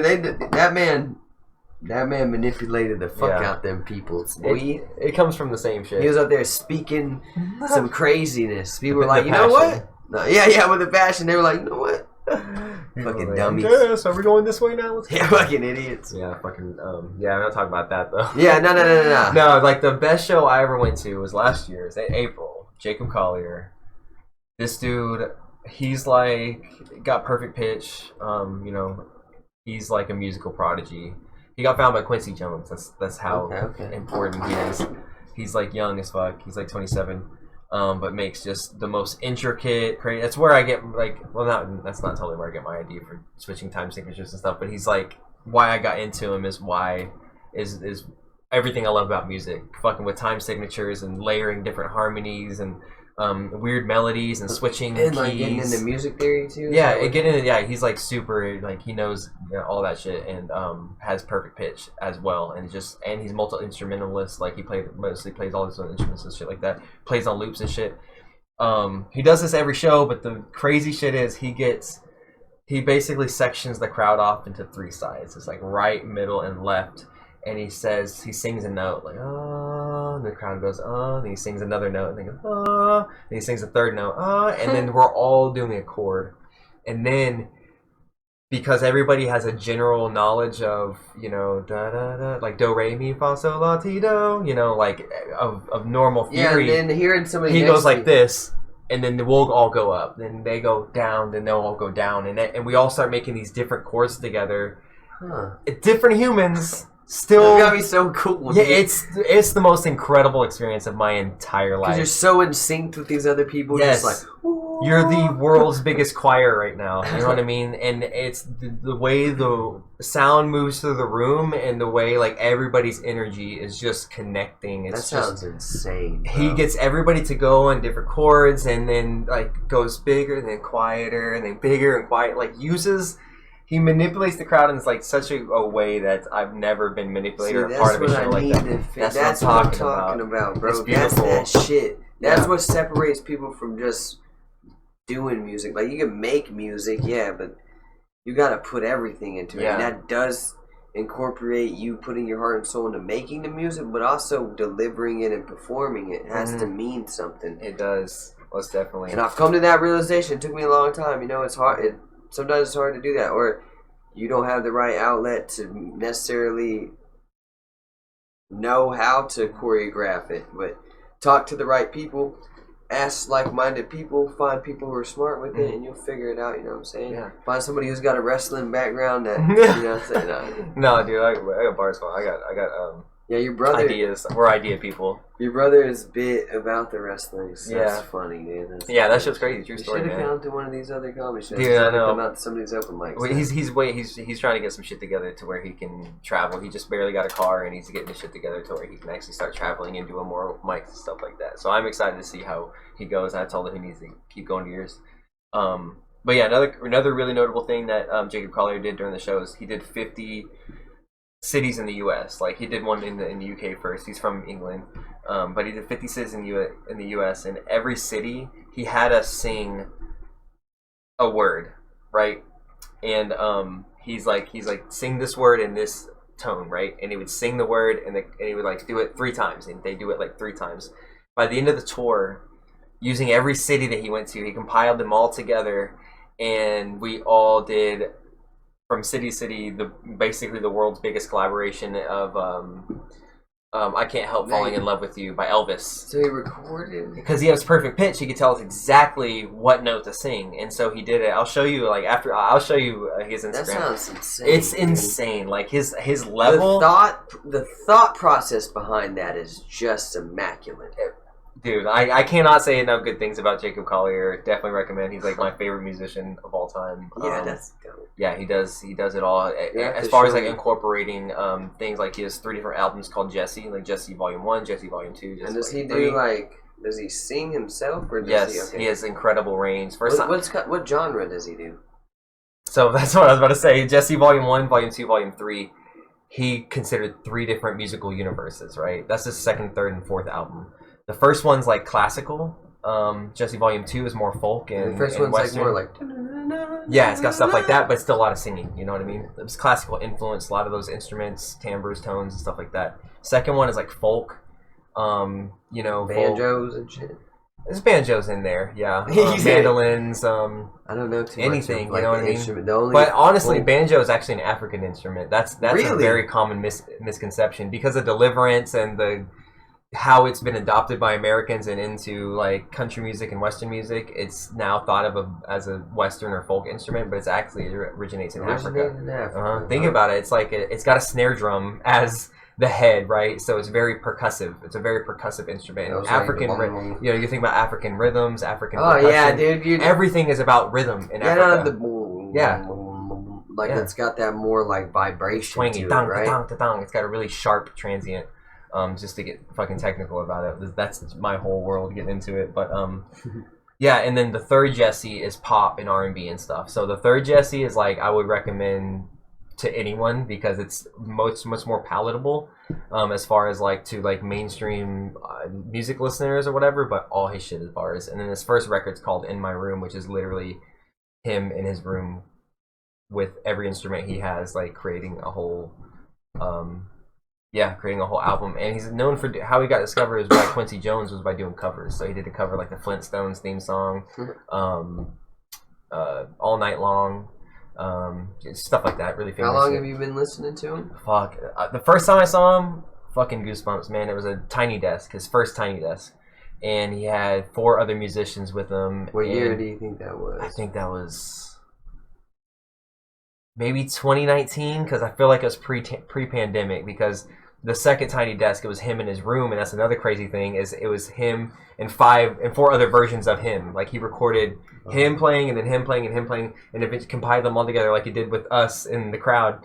And then all of them are all the record. It's insane. Like just the way he thinks about music and how he pulls it off is incredible to see. But yeah, since around 2019, the first time. That first tiny desk, it's just him and a guitar, and the first time he sung a note, I was like, this dude, like. I had already been hearing about him. Like, just I watch a lot of music theory and music nerd stuff, like Adam Neely, and just people talk about like music as timbres and different instruments and how they're used in production and everything. That's just what I'm into. And every single person, like without a fail, would mention Jacob Collier, like Jacob Collier, genius, like Jacob Collier, whatever, or like using rhythms or using melodies or using harmonies, like Jacob Collier, like level. I'm like, who is this guy? And then he had a tiny desk. I'm like, what? He's. It's probably all talk, whatever, And I swear to God, the first time, like within the first 2 bars of the first song on that first tiny desk, I like almost cried. All that. I love when that happens, dude. And the song's called "Make Me Cry," by the way, so that probably helped. But I love when that happens when you listen to like an artist and they just completely like. What's cool about that, dude, is I've rapped in front of people and they've told me like, "You just gave me goosebumps," and then I'll be like, "Damn, okay, yeah."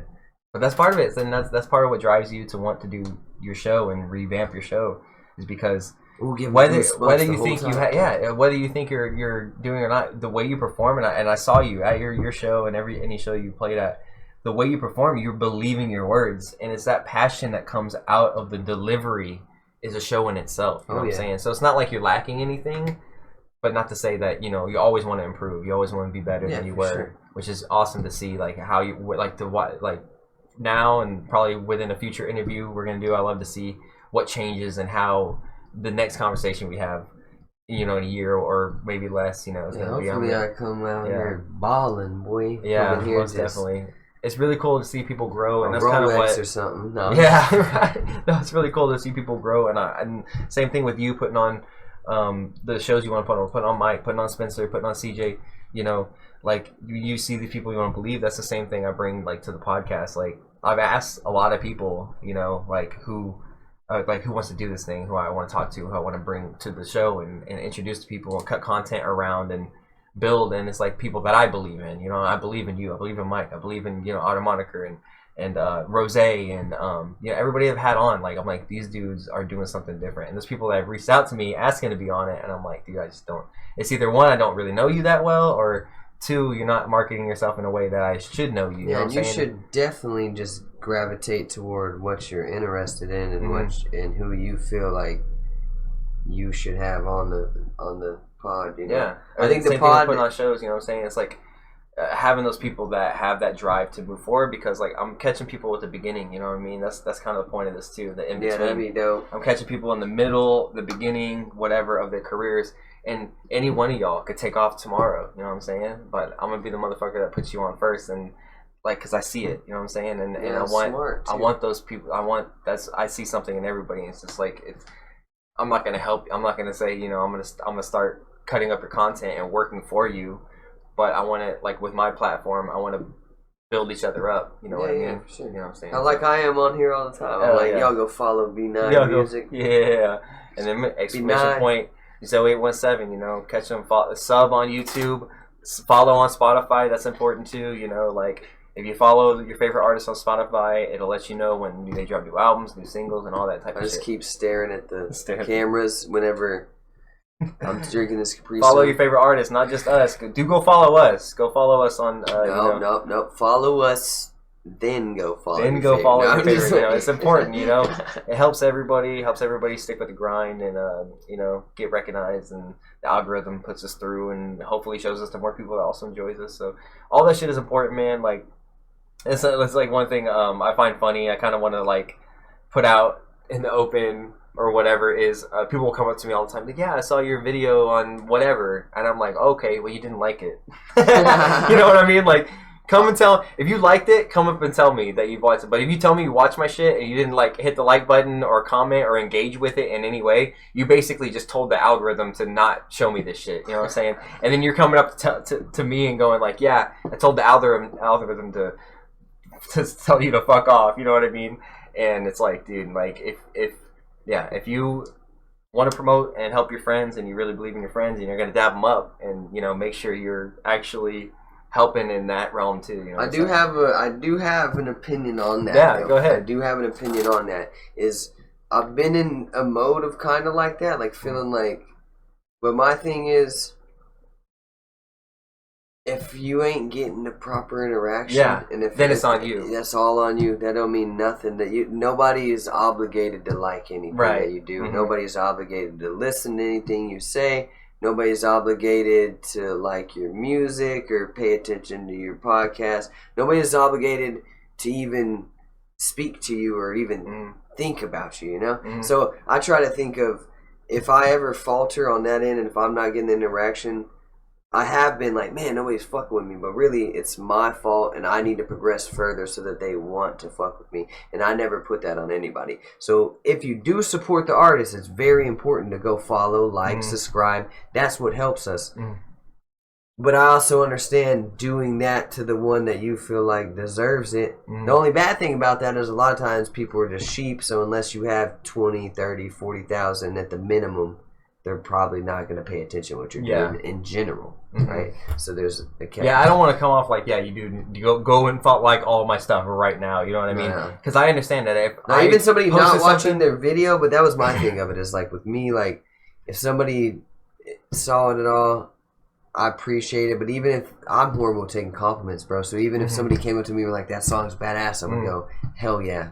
Yeah, you know, I'm gonna be like, "Thank you." You know, yeah. I just like to plant that seed because a lot of people just don't know. And that's what I'm getting. Like ignorant. I'm not saying like I'm entitled to your like. You know what I'm saying? I don't give a fuck. Like if I'm not getting the likes, it is me. It's 100% me. I'm not making something that's engageable. I'm not making something that you're relating to enough to want to comment on it or whatever. That's not what that's not. Well, yeah, what I'm not trying like to the say. stuff. What I'm saying is like if you're coming up to me and saying, "Yo, hey, I saw your shit, but I know you didn't like it because I know there's like 4 people that like that one thing, and I know every single one of them." You know what I'm saying? I'm gonna let you know, like, yo, hey, a lot of people don't know this. If you like it, it helps you see more of my shit. Like I had someone recently tell me, "Oh, you haven't been posting a lot." I'm like, I post almost every day. It's like you just told the algorithm at some point that you didn't want to see my shit because you scroll past it really fast or you didn't like it or whatever. That's cool. You don't have to go like all my shit, but I'm letting you know the reason you're not seeing my shit is because you're not engaging with it. So, you know what I'm saying? A lot of people don't know that, and it's not because it's not important to them. It's important to us because we're artists. You know what I'm saying? We know how the game works, but I think educating your fans on how the game works is also important as to where they know they can, like, it doesn't cost anything to like something. But if they are, you can go buy my merch. That'd be go do that. Yeah, you know what definitely I'm saying? go buy the merch. Go buy some merch. But go if get they a are your t-shirt, true stickers. fan, they're gonna like your shit regardless.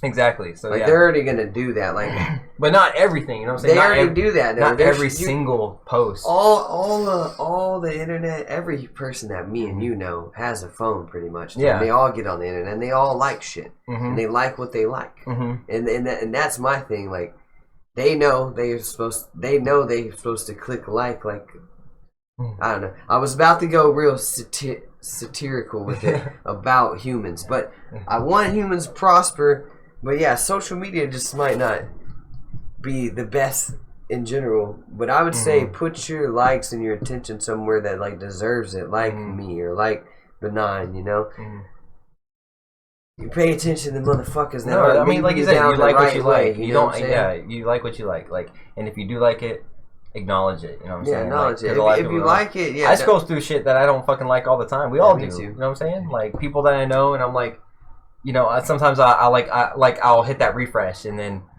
it'll pop up something. You know, and I was like, fuck, I didn't like my friend's thing, and then I'll go to their profile specifically to go like that video because I know I watched it. You know what I'm saying? Because I know how I would feel. One thing that I like, kind of along that same line of thinking, bro, that I've been thinking about here lately is like I was sitting there like, damn, you know.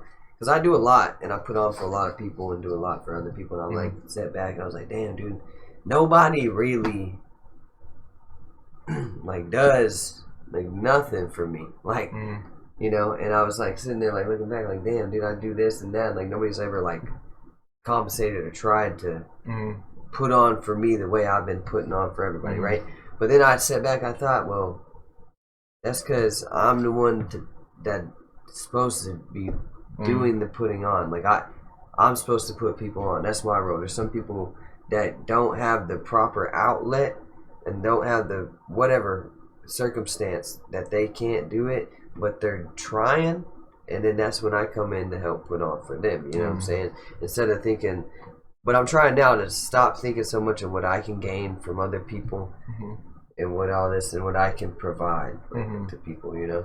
And honestly, I've been like praying to God for like other people and just I've been praying to God like that I do better as a human, but also like, you know, I pray to God that other humans don't hurt as much, or like if I seen a little old lady that looks like her life kind of sucks, like if you could help her not be in as much pain or whatever, you know. I'll just try to think about, you know, help humans be less evil or less ignorant to, or even less miserable, burdening them, or just something that's not to do with me. Like, and if it is to do with me, I ask me to be a better person, you know, a better dad, you know, or something like that. But I don't even want to do that too much because I'm not trying to be selfish. Yeah, I think that's an important thing. Like, I think when you do pray, whatever God you do, because I'm not like specific in any specific category of it. I believe in God, you know. Just pray to God about don't be selfish. Like that seems shallow to me, and it's just not right for you to just beg or like ask for stuff for just you and to pray for just your stuff. Because at the end of the day, if you have anything and you're alive and you're breathing, that's important, you know. Right. And if you got that, you can pray for other people to maintain that. You can pray for other people's situation to be better than yours, even that, you know. Which I hate to get off on a whole tangent. I've just recently come to this realization just recently about like God in my life, you know. So I just wanted to touch on that for a split second. No, it's important to talk about because you know we're learning motivations and how you apply your skills and your work ethic to your life, and in like not just your life, but in improving other people's lives. You know, it's really helping cool. humans. I just want to help everybody. I want to help people, bro. I want to help society. I want to make a lot of money for me and my family, obviously, but I want to make a lot of money so that I can benefit other people, you know. And the only way you do that is, you know, it does rule the world. You know, it's not everything, but it does rule the world, and it gets you things like. And without money, you're really not accomplishing shit. You know, you want to eat, money. You want to sleep on a bed, not the hard ground, money. You want water, money. You know, you want clothes, money. You want good education, money. You want a vehicle, money. You know what I'm saying? Any. You know, one of the few things that you can get without money is knowledge, though. You can always get knowledge by paying attention, learning, getting books, going on the like proper libraries websites. are still free. Libraries. Everything in the world is monetized right internet, now. You know what I'm saying? Yeah. But also listen to the people that are smart around you. When somebody's intelligent, that's how you get intelligent. Don't surround yourself with dummies. Yeah, 100%. For real. So yeah, dude. That's all bars. That's all golden bars. So as far as the future from right now, like, is there anything you could talk about right now that, you know, that's in the pipeline that you want to mention and promote? Y'all, I mean, really, I just need people to go listen to the album 24 that I dropped. Go follow on Spotify. Follow me on everything. I'm really taking a step back. I think what I'm going to do is I'm going to take I got about 4 or 5 songs that I have that I just need to get mastered, and I think I'm gonna release that on an EP toward either the end of this year or at the beginning of next year. And then I will say this publicly now, I was gonna do this 24, 25, 26, 27, do the patterning of it. I might end up doing like a 25 EP for those 5 songs that I recorded, because now I'm 26, so I might end up doing just the EP for the 25 section of it. And then they might be EPs moving forward. So the first one, 24, was an album, and then moving forward, I might just do EPs.